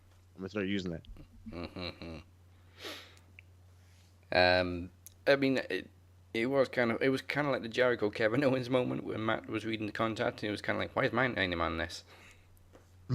Yes. But I mean, like, that part of it was like, okay, that's funny. But then it was like, it's signed, it's already there, and then he's like, oh well, no, I'm gonna get my lawyer and we're gonna negotiate. I'm like, I don't give a fuck about your lawyer and your fucking negotiating because it's signed, bud. You lost. Yeah, okay, he shook his hand like a gentleman about it, but then he got the hybrid and Isaiah to jump him. Yeah, the geeks. It was kind of nice to see the Dark Order make the save, though, and they made the comment that Hangman now knows who his real friends are. It was always the Dark Order. Come on, man. Also, kind of cute seeing -1 rallying the troops. Dude, cool new mask, by the way. Yes. I love that he's like the leader of the group, and he's just this kid. So come on, get your ass out there. It's great. It's like Children of the Corn. There you go. Then we saw the return of Rio. I honestly didn't expect her to win this, but she got a victory over Serena Deeb in the women's title eliminator. Oh, I totally expect her to win this. Like that belt is made for Rio. Oh, definitely. But yeah, no, this was. I'm gonna go on par and say this, or go on record and say this, that personally, in my opinion, this was the best women's match on Dynamite this year. And it might stay that point. I don't know. I'm a big sucker for the graps. I'm all about the grappling, and there was nothing but like grappling and just basic amateur wrestling in this, and it was awesome. Yeah, they certainly got plenty of time. Oh yeah, it went like 15 minutes at least. Yeah, we went from a great match like that to this really weird slow motion romantic video of Shaq and Jade what's her name playing basketball. Fucking What stupid. the fuck was that shit? Everybody in the TSK chat was like, dude, I don't give a shit if you can shoot a basketball. I kept yelling, Shaq's going to miss this shot. He's going to miss this shot. When he made it, I said, I guarantee you they took that fucking 20 times. Yes. I love the close-up of Shaq, too, where he's trying to look mean and he just looks confused. He just looks old. Old and confused. Why am I here? Get the camera out of my face. Where the fuck is Charles? Okay. We got Mini Cody on Impact with Trey Miguel. I gotta say, we got Mini Brandy with Red Velvet. I still don't give a fuck about this match. I've been saying this for weeks since you've been going on weeks about Matt Hardy and this whole shit. I'm gonna say this right now. I don't give a fuck. I don't give a fuck. And I don't give a fuck. Because here's the thing, man. I know she's gonna try. I mean, she's a student of the Nightmare Factory, right? Jade Cargill. She's gonna try. She's gonna try. But it's one of those things where I don't want to see old ass Shaquille O'Neal. And isn't Cody hurt? I don't think it was a serious injury. Yeah. Okay, good. But yeah, no, I like Shaquille O'Neal. He's one of my favorite basketball players. We're talking about Kazam. We're talking about What's Up, Doc? Can We Rock? We're talking about, Kobe. But it's one of those things where it's just like, no. And I don't even know how old Shaq is right now. I'm sure he's got to be like almost, fucking in his 40s, 50s, right? Yeah. It's the late 40s. Okay, but still, it's one of those things. He's 48. 48, okay. Yep. It's one of those things where he's out of shape. I don't care. And you know what it is? It's the comedic relief of it, because it's supposed to be serious, but it's too comedic on his end. You know what I'm saying? So I can't really take it that serious. Exactly. Like, how many times did they try and get him against Big Show? And that would have been awful. Well, the problem is he was out of shape. He was out of shape every time. Well, he's not exactly in shape now. And then Big Show showed him, hey, look how easy it is for me to get in shape. You should do it too. Oh, man, Big Show got shredded. He really did. He got shredded just for that match, and it never happened. No, and the problem is I look at Shaq, and I'm like, go back into the goddamn boombox. Fucking guy. I almost feel like Cody doesn't know how to book himself, because people keep getting pissed that he's in the title picture. So he's like, okay, what do I do? I'm going to face a celebrity. It's like, I want to wrestle. What do I do? Oh, my God. Orange Cassidy then got a win over Luther as Serpentico and Chucky T brawled kind of throughout the entire match, which was only about 5 minutes. I'm going to say it. I fucking hate Luther. Just because you're friends with Chris Jericho doesn't mean I need to see on my TV. He's old. He's slow. He sucks. I don't want to see Luther. Serpentico, whatever. Seriously. But I don't want to. I don't want to see Luther. I hate him. Seriously, the Best Friends came out before the break, and then he cut to a break, and I was like, okay, cool, who's he going to face? Comes back from the break, and it's right on Luther, and I literally went, ugh. I know. I hate him. I hate him, Daz. I hate him. I don't hate him, I just don't think he's... Yeah, I'm not a fan. He should be on TV. He shouldn't. The only reason he's on TV is because he's Chris Jericho's butt buddy that he friggin' wrestled in Canada and nobody's ever fucking heard of except for Dave Meltzer. So it's one of those things. It's like whatever. Does Luther like Trump It's as well? not true. Wait, what do you say? If you follow deathmatch wrestling, you know Luther. Okay, well, not a lot of us follow. Yeah, back in the day. Back in the day, in like the early '90s, Mr. Moses Marquez. What I said, Mike, was does Luther like Trump as well? Okay. See, all right, you're gonna make me go there. I have lost so much goddamn respect for Chris Jericho. His wife at the damn riot, him having Donald Trump Jr., that little piss biscuit on his podcast, fucking just, and him just, donating to Trump's thing, and pretty much one of the people that thinks the election got stolen. I have lost a lot of respect for Chris Jericho. You may have been born in Manhasset, New York, but son of a bitch, you're a Canadian. What the fuck does that have to do with you? And I know you live in Tampa, Florida, but fuck you, man. All right? You and your goddamn I can't do a lion salt anymore. Fuck you. Oh, my God. And I used to like Chris Jericho so much. I enjoyed him when he was in WWE and he actually was in shape. Yeah, I mean, we can kind of forgive AJ for believing the Earth is flat. That's forgivable, but yeah, well, that's not as extreme as friggin' Jericho donating and having Trump Jr. The waist on his podcast and just his wife being all dumb. So it is what it is. Although I'm pretty sure AJ voted for Trump, but I don't think he's donating money or sending his wife to the riots or anything. Oh. That's why I also got pissed at The Undertaker. I wasn't shocked that he donated money, but still, I was pissed at The Undertaker. Yeah. Yeah. Maybe it's an old school thing. Or maybe it's just a Southern thing. Not all of them. just say it. Just say it. Oh, but yeah, fuck them. I went off Fale on that. I'm sorry, but fuck them. Well, following this, Team Taz, minus Hobbs and Slippers Ricky, call out Sting, who takes a full-on powerbomb from Brian Cage. His first bomb since 2012. And it actually looked like it fucked his neck up again. again. You could see the stars that he saw. Really hoping he was selling, because they kept doing the sky view too. Hey, Moses. Yo. 2015. Oh, 15, thank you. Welcome. So 6 years. Still, the fact of the matter is as a guy who is a fucking Sting mark, I popped when he decided he wanted to finally hit somebody, but the second he took that bump, I'm looking at him like, you can't take no bumps. You don't need to be here. You could be a manager.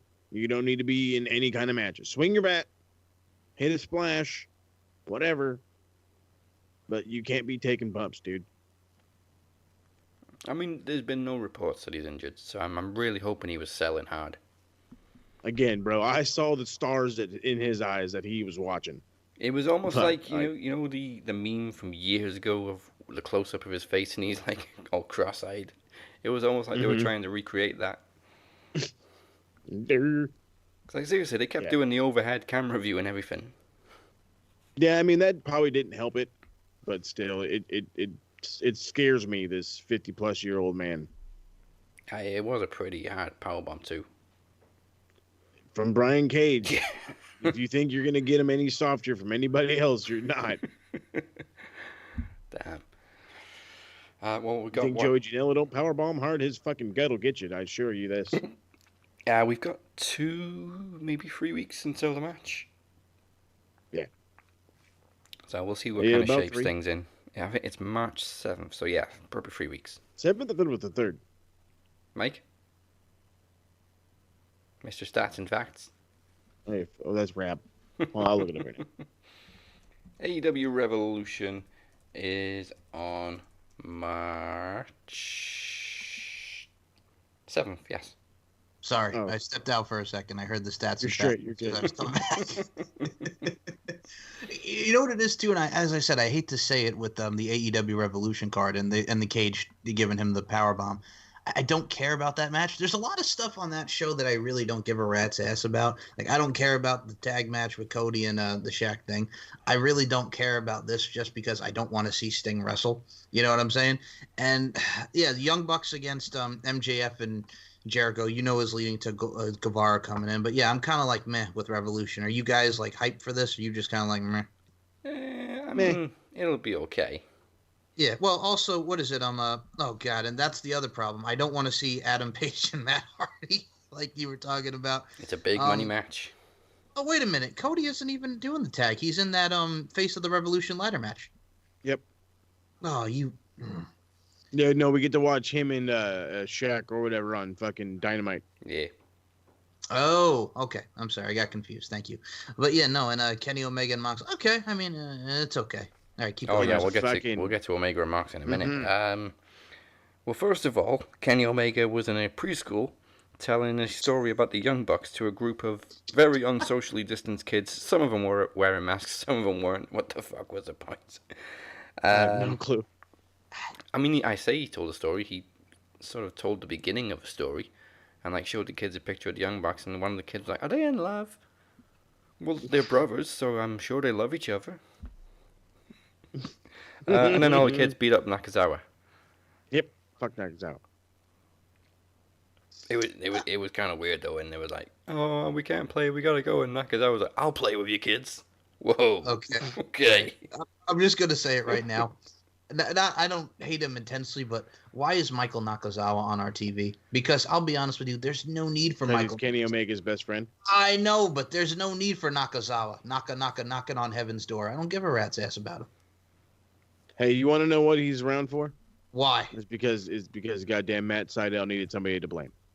That's true. That's true. But no, it's just there's a lot of people on that AEW roster who should not be on TV, and I'm just saying that. He's another one. He's 45. Oh, and I'm cursing a lot, but there's a lot of shit that it makes me just mad. I don't get Jim Cornette mad, like fucking he rages at friggin' AEW, but there's some stuff that irks me, like when Moses Marquez talks about Matt Hardy and the fact that me being a Hardy Boy fan pretty much all my life, and the fact that I got to see Matt Hardy's dumb face on my TV screen. Well, you act like, but that's the thing that, that's the thing that I don't think you and Trav fully get. I was a huge Hardy Boys fan. Huge Hardy Boys fan. Like, that was my fucking team, bro. Like, I wanted to like the Dudleys, but I hated them. When I got older, I fucking loved them more. But the point is my team was the Hardy Boys. And fucking, it was Matt, the version 1, I kind of was behind it. And the whole, like, him being an asshole to Lita thing was cool. And the whole him and Edge thing. Matt Hardy's old as fuck. He's old as fuck. You know what I mean? He's out here still trying to be regular old Matt Hardy. The biggest reasons I hate him is basically his AEW run. Yep. I wouldn't care if he didn't decide that, I need to be doing these hardcore matches with a young guy like Sammy. For what? What the fuck you need to do it for? I don't want to see him fall off shit. Okay. Add to that. My thing was when he was going towards the end of WWE and the fact that they weren't being creative. I'm like, he was fine in the role of just putting the guy over. He couldn't stay and do that because he wanted to go be broken or whatever. And the whole AEW run has been a disaster. Me, with the Jeff stuff, I was not a fan of the whole thing with Sheamus, and we have to go back to the alcohol thing.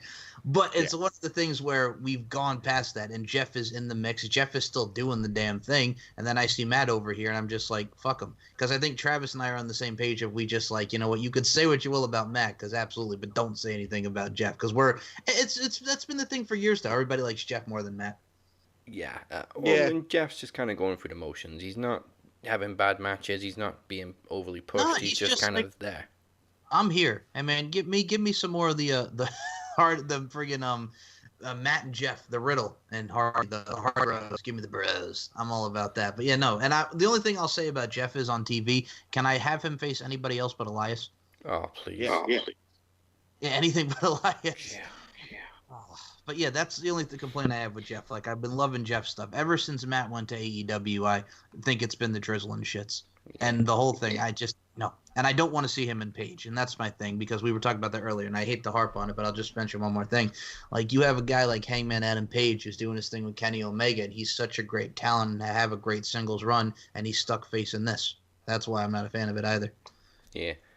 Well, going back to Revolution, we also have the women's title match from the Elimination Tournament. We've got, poor Ty Conti. She's got to face Nyla Rose next, and then we've got Britt Baker versus Anna Jay. I think this is leading to Thunder Rosa and Britt Baker. Mm-hmm. Ooh, let me see if that's actually possible. That will be. Tis. It's going to be in the semi-final if it's going to happen. Yeah, that's my idea. Winner of that will go to the final, and probably take on Aja Kong. Yeah, so far there is at most 5 Japanese women in the tournament that have advanced. Nice. Yeah, no, it's a weekly thing. I mean, the first round was pretty good. I mean, it wasn't like the greatest thing I've ever seen, but it was good. The one, I keep forgetting her name. I think Maki Ito is her name. Yes. Oh, well. How she was like super hyped up, and everyone was like, "Oh my god, shit, it's all her," and then she loses. And I was like, "Oh, that's fucking sucks." Was it Mizunami? No, she advanced. Oh yeah, Maki Ito was who she beat. You opened up Pandora's box Again? Okay. So, did you guys see the Twitter exchange with her and Jim Cornette? She's the deity of shit, because he went off about, I'm the god of piss and whatever she said that she was, and Jim Cornette went on like a rant about her, and then she just replied back with, "I am the deity of shit," because she was saying, Twinkle Toes is what he calls Kenny Omega, brings her in from Japan and this whole crap, and she was just like, "I'm the deity of shit," and she's like, "I own this. This is who I am. I'm Maki Ito," because she does a lot of stuff with singing and stuff in Japan, and he always goes on and like, "We're supposed to know who these girls are." So yeah, she pretty much owned Jim Cornette in one tweet on Twitter. It was hilarious. I think you could have stopped at Jim Cornette went on a rant. Yes, exactly. But still, that was the antithesis of it, is the fact that he was complaining about Twinkle Toes, as he calls Kenny Omega, and just boom, she owned him. She does look kind of really sort of into anime and stuff. So nothing wrong. I get that vibe. And she's very talented. She's an artist. She has a thing following there in Japan, which is cool. And I mean, I think what really got him that I saw is because she said, "It's been my dream to go to AEW," and I'm like, okay, so what's wrong with that? If a girl wants to work in the company, girl wants to work in the company. It doesn't always have to be WWE, as long as they want to be a professional wrestler and hone their craft. Where the fuck does it matter what company they go to? I mean, I like this idea that AEW is putting a spotlight on Japanese women, because they don't really get that much spotlight. They don't, exactly. No. And I think that's why I love the AEW Dark Show, because you get to see a lot of talents from the indies, and you get to see a lot of people, focused and pretty much just, fixated on, because it's good, and you get to see everybody get their shine, which, I mean, there's a nice little dynamic there. Mm-hmm. And speaking of people in their 40s, Aja Kong's 50. Well, Aja Kong's badass. I'll let that slide. Good Lord. I don't want to get in the ring with that woman. Hell no. Hell no. All right, back on Dynamite, a Young Bucks defeat Santana and Ortiz before the Inner Circle immediately attack. Omega and Callis very slowly send the Good Brothers to walk out to help them. Asshole. I just don't get what's going on. I mean, did you want to reform the, quote, Bullet Club or not? Because you're really obviously screwing over the Young Bucks. Yeah. I don't think they really want to do it. I think they're just teasing this whole, like, they were teasing the idea, and they really love the idea of just Kenny being like the ultimate heel prick fucker. So, I mean, he's like Ric Flair if Ric Flair was bad. Yeah. But I mean, I'm not saying I don't like it. It's just, it's one of those bad Ric Flair impersonations, and it's good. It's fine. It's fine. Well, I mean, as we've been saying, Kenny Omega's been better on Impact than he has been on Dynamite. True. It's almost like he doesn't really care about being on Dynamite. He's having more fun on Impact. Yeah, well, I don't know. Meanwhile, FTR defeat the Sydal brothers. Nope, I didn't know Matt Sydal had a brother either. Nope, and a fucking twin at that. I mean, during the match, Cody was randomly on commentary after revealing he and Brandy are having a girl. He's on my Bible was his. So we're having a girl. I mean, I could have called that. All wrestlers seem to have girls. I was just gonna say, what the hell? I mean, look at Triple H. He's got 3 girls. I think Jericho's got 3 girls too, hasn't he? I reckon he does. Yeah. He has a son. Oh, he's got 2 girls and a son. Okay. Yeah, his son's like in 16, 17. Yeah. Yep. Well, after the match, FTR threatened to cut some Sydal hair, but they're attacked by Jurassic Express. And there was a big point of Luchasaurus having a new mask. I didn't really see any difference in it, but okay. The horns are hard. Okay. The horns are hard. Giggity. I will admit that, like, I never really thought like Luchasaurus would really attract anybody that unless you knew wrestling. But my son, who's obsessed with dinosaurs, was like, he's a dinosaur. So he got a fan in my son. Yeah, dinosaurs are cool. Dinosaurs, especially the young boys. Oh yeah. So more from Omega in the main event as Mox, Archer, and Rey Fenix defeat Eddie Kingston, Andy, and the Blade. Good Brothers jump in on Mox, and Omega accepts the rematch, but very much to the dismay of Renee Young, makes it an exploding barbed wire death match before hitting the V-trigger. I knew she was going to be pissed, and she certainly is, because she just posted a gif. Clearly, I'm not pleased with it, so, Moxley's going to be sleeping on the couch until that baby's born. Now, my question is, and this is the same question that we have throughout the TSK chat, is, do you really think they're going to fucking do this? Yeah. I mean, they did some pretty crazy stuff with the barbed wire in the first match. But down. Exploding? I mean, obviously it's not going to explode. It's just going to be like no, I know, but I mean, like, my whole thing is, like, I know that that's, like, a staple of, like, Japanese deathmatch wrestling. Yeah. And it's like I've always been interested in like watching it like modern day, but now it's like, is it really going to happen? Because I'm intrigued. I mean, if anybody's got the balls to do it, it's AEW. That's true, and Moxley. And Mox, yeah. I mean, yeah. Pretty much everybody knows about Mox's ultra-violent background in CZW and stuff. Oh yeah, I know. I'm excited to see his fight against Davey Boy Smith Jr. Well, I say everybody kind of knows about his ultra-violent background. His wife doesn't seem to be aware of it. No, she probably blocks it out. Every time he has a violent match, she's just like, fucking really?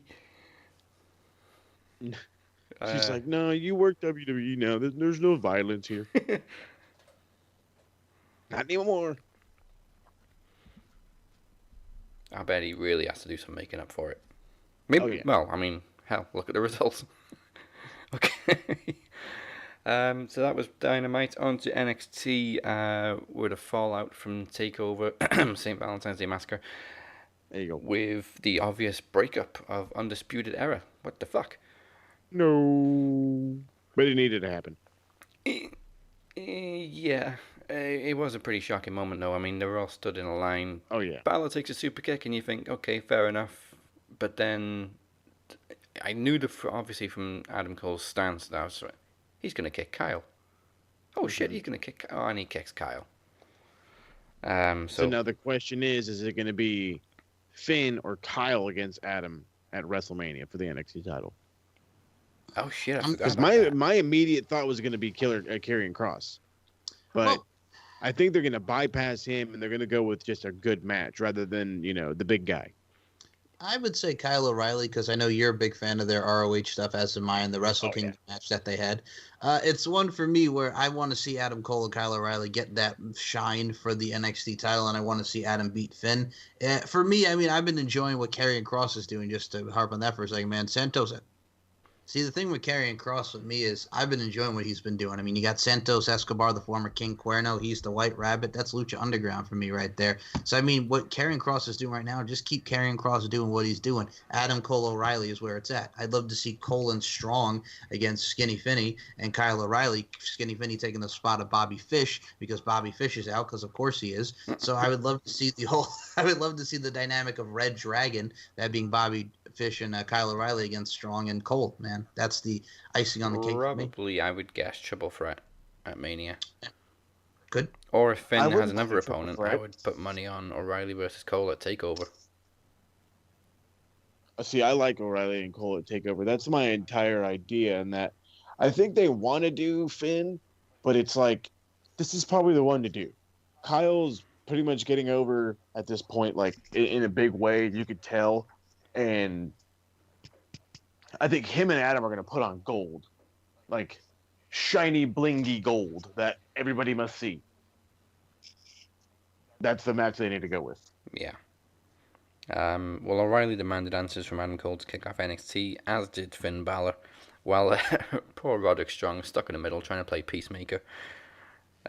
Team Dunn attacks all three of them, and then, of course, we get the six-man tag match at the end of the night.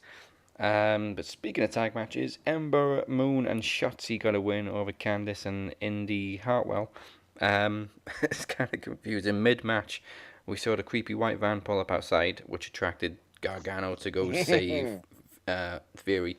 But they were more happy about saving Austin Theory, who's still, in friggin' zip ties, than they were concerned about losing the match. They found him, and he's all in his underwear, bound and tied up. Like, what the fuck did Dexter Lumis do to this guy? He literally hopped from the van to the stage. Yeah, I was like, okay, that's not... All right. Did nobody backstage have any scissors on the way back? Nope. I'm just, like, looking at this whole thing, I'm just like, this is very poorly done, but okay. But, like, yeah, no, they didn't give a shit about losing. They were just like, hey, we got our buddy back. And I'm like, I would rather him stay gone, but okay. Yeah. That's just me. And also the missing post is like, we all saw the replay. Did you not watch the replays of, It's like, bro, we knew he was kidnapped. He ain't missing. Anyway. At least it was nice to see Shotzi and Ember finally get a win.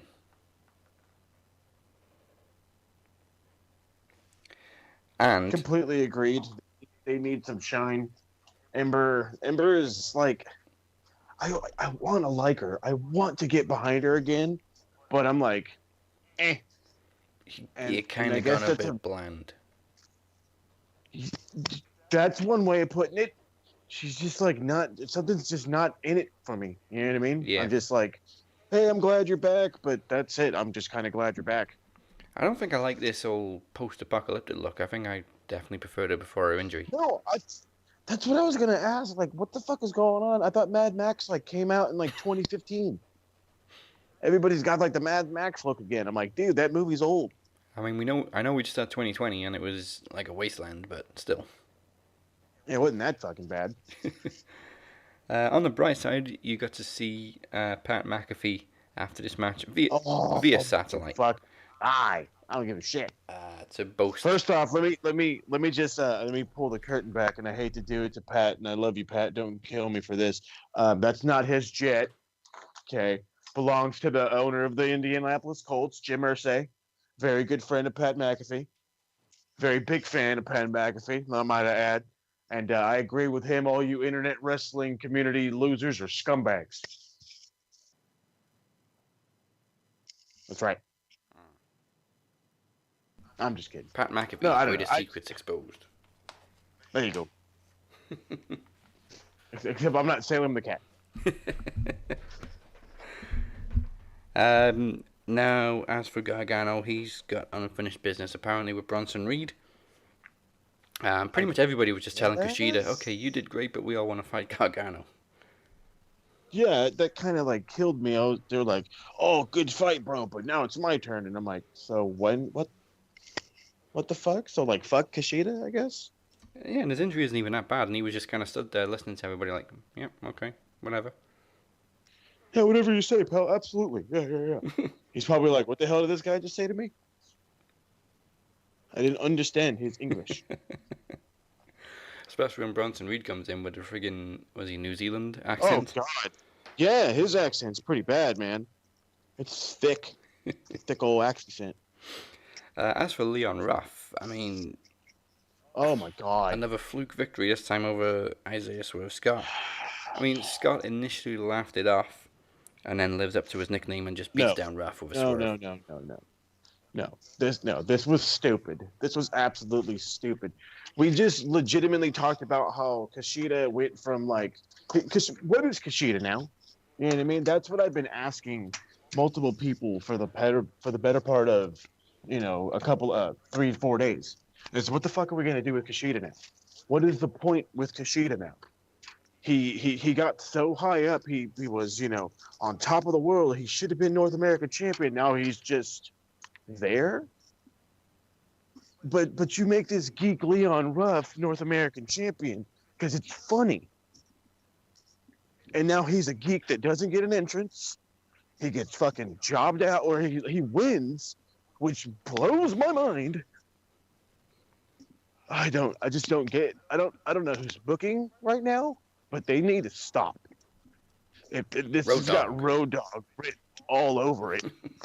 And it's like, look, dude, you were cool in like the 90s when DX was popular, okay?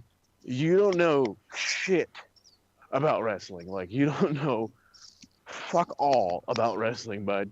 Like, I think he learned all of that shit from Jeff Jarrett. Yeah. Yeah, see, that's how you know you don't know fucking wrestling.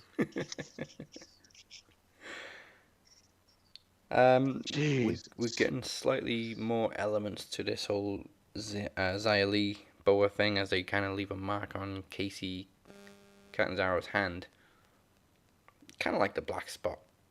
Yeah, no, that whole Mark thing, I'm like, okay. But then here's my biggest thing.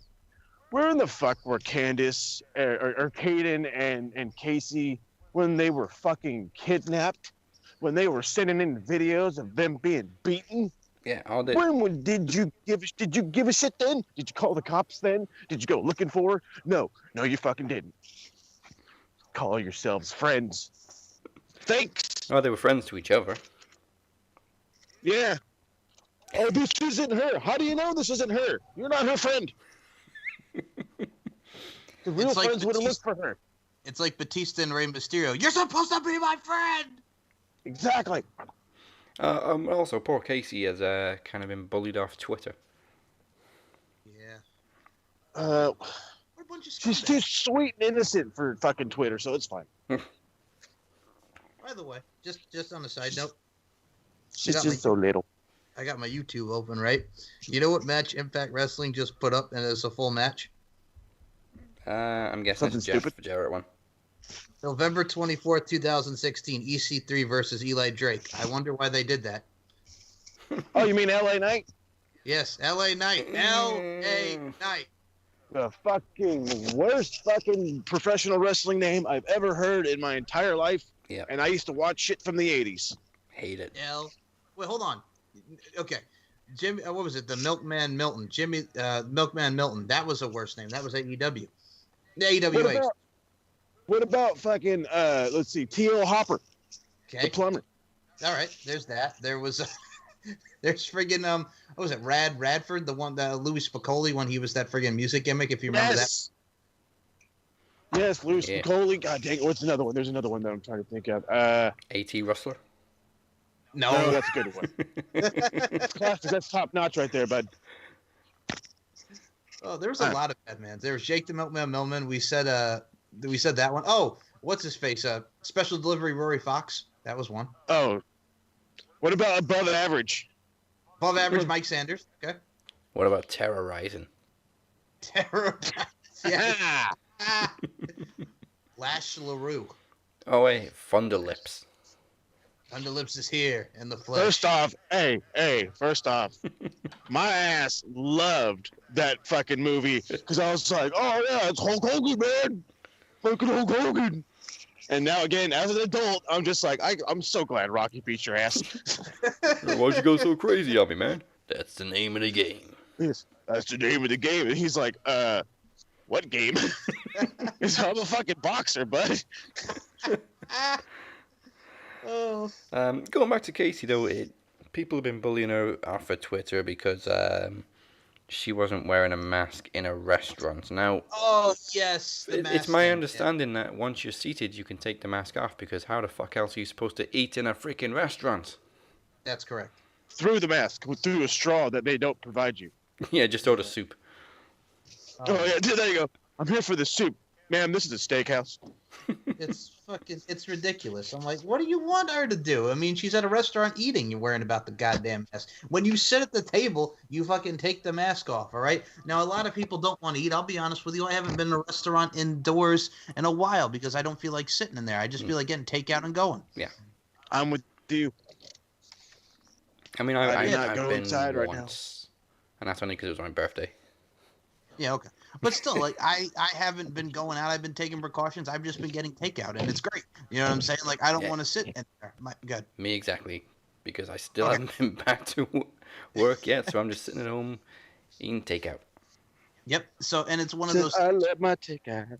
Yep, but then there's these assholes that freaking get on Casey Catanzaro about this, and it's like when you go there, that's very social distance and stuff like that. Because I've seen people, but it's like, yo, how the hell do you want her to eat, you son of a bitch?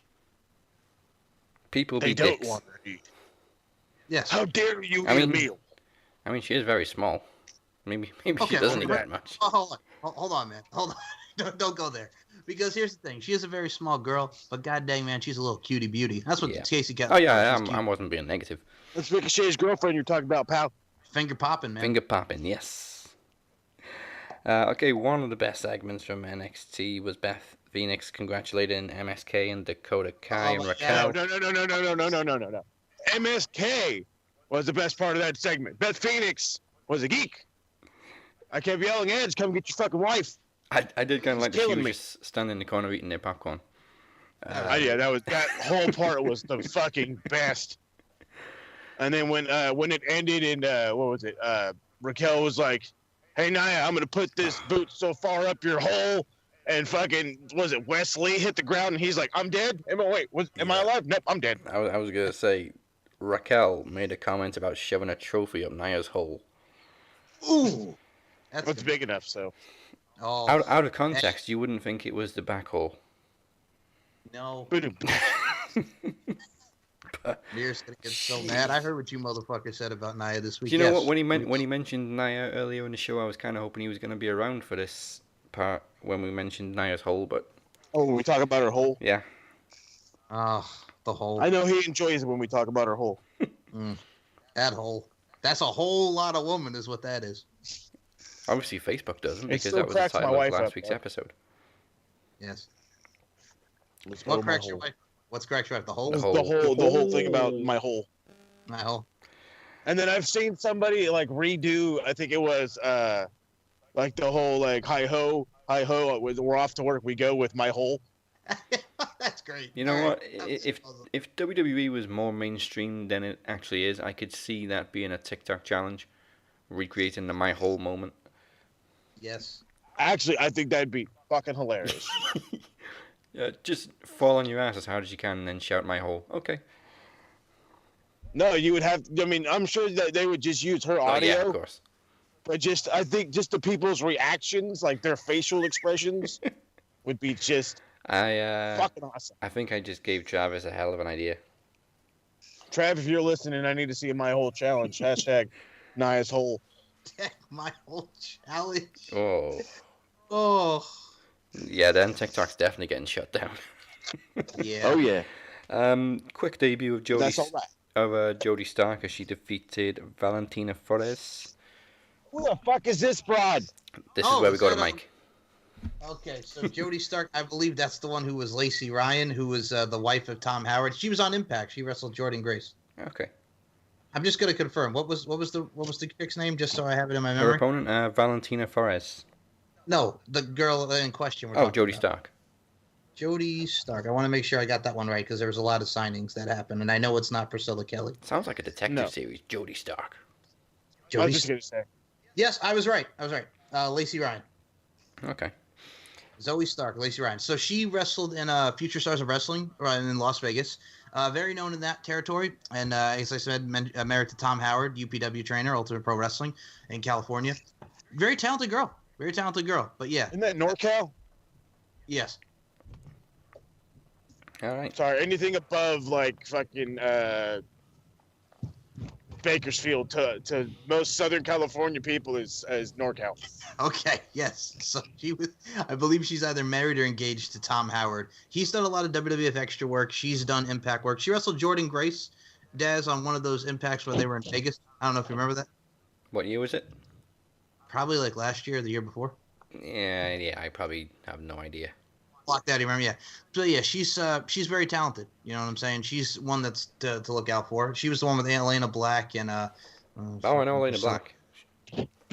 Yeah, oh yeah. I know Elena Black because I heard about her possibly being signed to NXT a year ago when she was outside the Performance Center and saying, "Okay, this looks like the next page." And then a couple of months ago, they say they've signed her.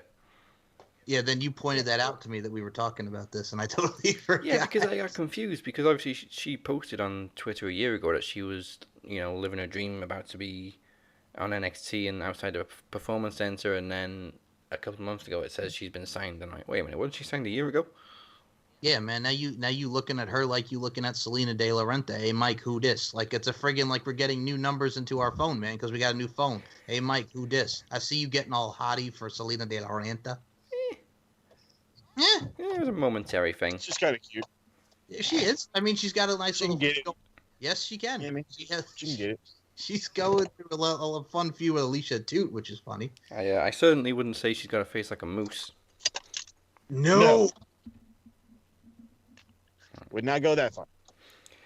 And of course, main event of NXT, Team Dunn defeats Balor, O'Reilly, and Strong after interference from Adam Cole, who then just drops Balor and made it clear he wants the NXT title back, as we've already discussed. The thing was, after the show, the dirt sheets went into overdrive with reports of Kyle O'Reilly having a seizure. And then it was confirmed later on that it was all part of the storyline. It did, but I guess it was a gimmick. Yeah. But still, scared the crap out of me because I saw him shaking. And this is why I say they should wait till they got all the facts before reporting. Well, I mean, if you're selling a brain buster like that and that effect on the steps, I mean, hey, man, that's some good stuff. That's some good storytelling right there. Yeah. All right, well, there we go. That's NXT. That's everything covered. And it's time for us to tap out and bid you adieu. Before we go, remember to like and follow Max Wrestling on Facebook. It's probably not going to get many views on Facebook again this week because Facebook are being dicks right now. So if you happen to be listening, make sure you share this episode, please, and try and get us as much free figures as we can, because we're definitely not going to be hitting 4 figures again for the time being. And of course, subscribe on YouTube. We're probably going to be posting it more links to YouTube as well this week to try and get more views up on that. And follow us at Max Wrestling UK on Twitter and Instagram. We're also on SoundCloud, Spotify, Apple Podcasts, Google Play, iHeartRadio, and CastBox. Cast Bizarre!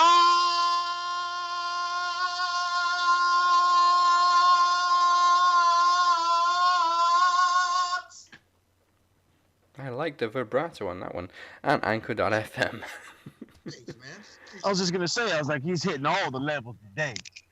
And of course, the website is up and running once again at maxwrestling.net. Make sure you check it out. We're going to be making some improvements in the coming days. Your fucking homepage. And if it's not your homepage, you're a scumbag. Yeah, at least bookmark it, you know. There you go. Or you're a scumbag. That goes out to all you sweat hogs and pencil neck geeks. There you go. And if that wasn't enough, you can find us on Wrestling with Wrestling. Thank you to Andre Corbeil. You can find me at the Captain 512. He may be on hiatus, but you can still find Travis at Walker_TA92. And Twitch makes Vince's dick itch, so make it itch even more. Make it itch even more. And check out Anchor, so you're not a wanker. It's Moses Marquez. Attaboy. That's right. March 1st, I believe, is a Saturday. That is my return to Twitch. We are going to go hard with a game that I can't stop playing. It's going to bore a lot of people. I don't give a shit. So it's mainly going to be like a lot of talking. For anticipation, I will be playing a whole hell of a lot of PC Builder Simulator. Why? Because I'm a fucking nerd and I really want to build a computer, but my tax money hasn't got here. Also, Retro Rewind is back up and running like crazy. I guess the re-release of In Your House Mind Games is out. I guess I thought I released it, but I guess I didn't. Well, it's out now. You can listen to it. You can enjoy it. Shawn Michaels, your winner of Wrestler of the Week, because why the fuck not? And next week's Raw Nitro, oh my goodness, it is going to be a fucking struggle to get through. But you're going to get one hell of a laugh, because I, for some reason, dragged it on for 45 minutes. And I listened back to it today, and I almost cried. Nice. Okay. Because it was just so damn funny. Well, you got to deal with more of the Sultan. Wait till you get to WrestleMania 13. Oh, God, no. That's the thing that killed me. I talked about that. I said, how in the hell do they take a dude who's so fucking elevated and fuck him over? And then I was using him as an example compared to Savio Vega. Like, fucking, the people love Savio Vega. I don't get it. They fucking love this guy. And they didn't do shit with him. All I'm saying is wait till you get to WrestleMania. Wait till you get to WrestleMania 13 with the Sultan. That's all I'm gonna say. All I remember And from that's the Savio thing, Vega too, is 'cause that's one of my favorite WrestleManias. all I remember from Oh, Savio God. Vega is entering the Rumble in '98 and feuding with Stone Cold briefly. Yep. No, you got, like, if you were watching his, like, 96 run, 97 run, like, this fucking cat is on fire. On fire. I don't get it. All right, and Mike, who you been talking to? Well, as of right now, there's going to be more interviews coming, but it's a slow week, you know what I'm saying? Balancing out everything. It's probably how it's going to be.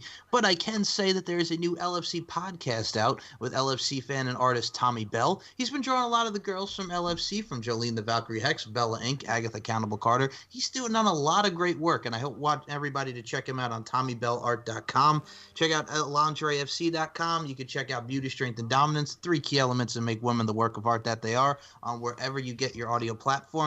SM Show 1 and MCL92 are the Twitters.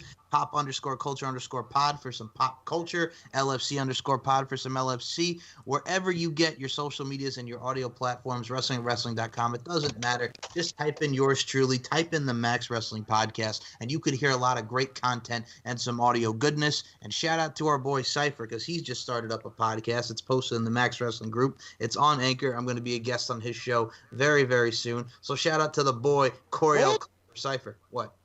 The fuck is he doing? He's got a podcast now. I get that, but again, about what? Everything, man. He's just shooting the breeze. He's just talking.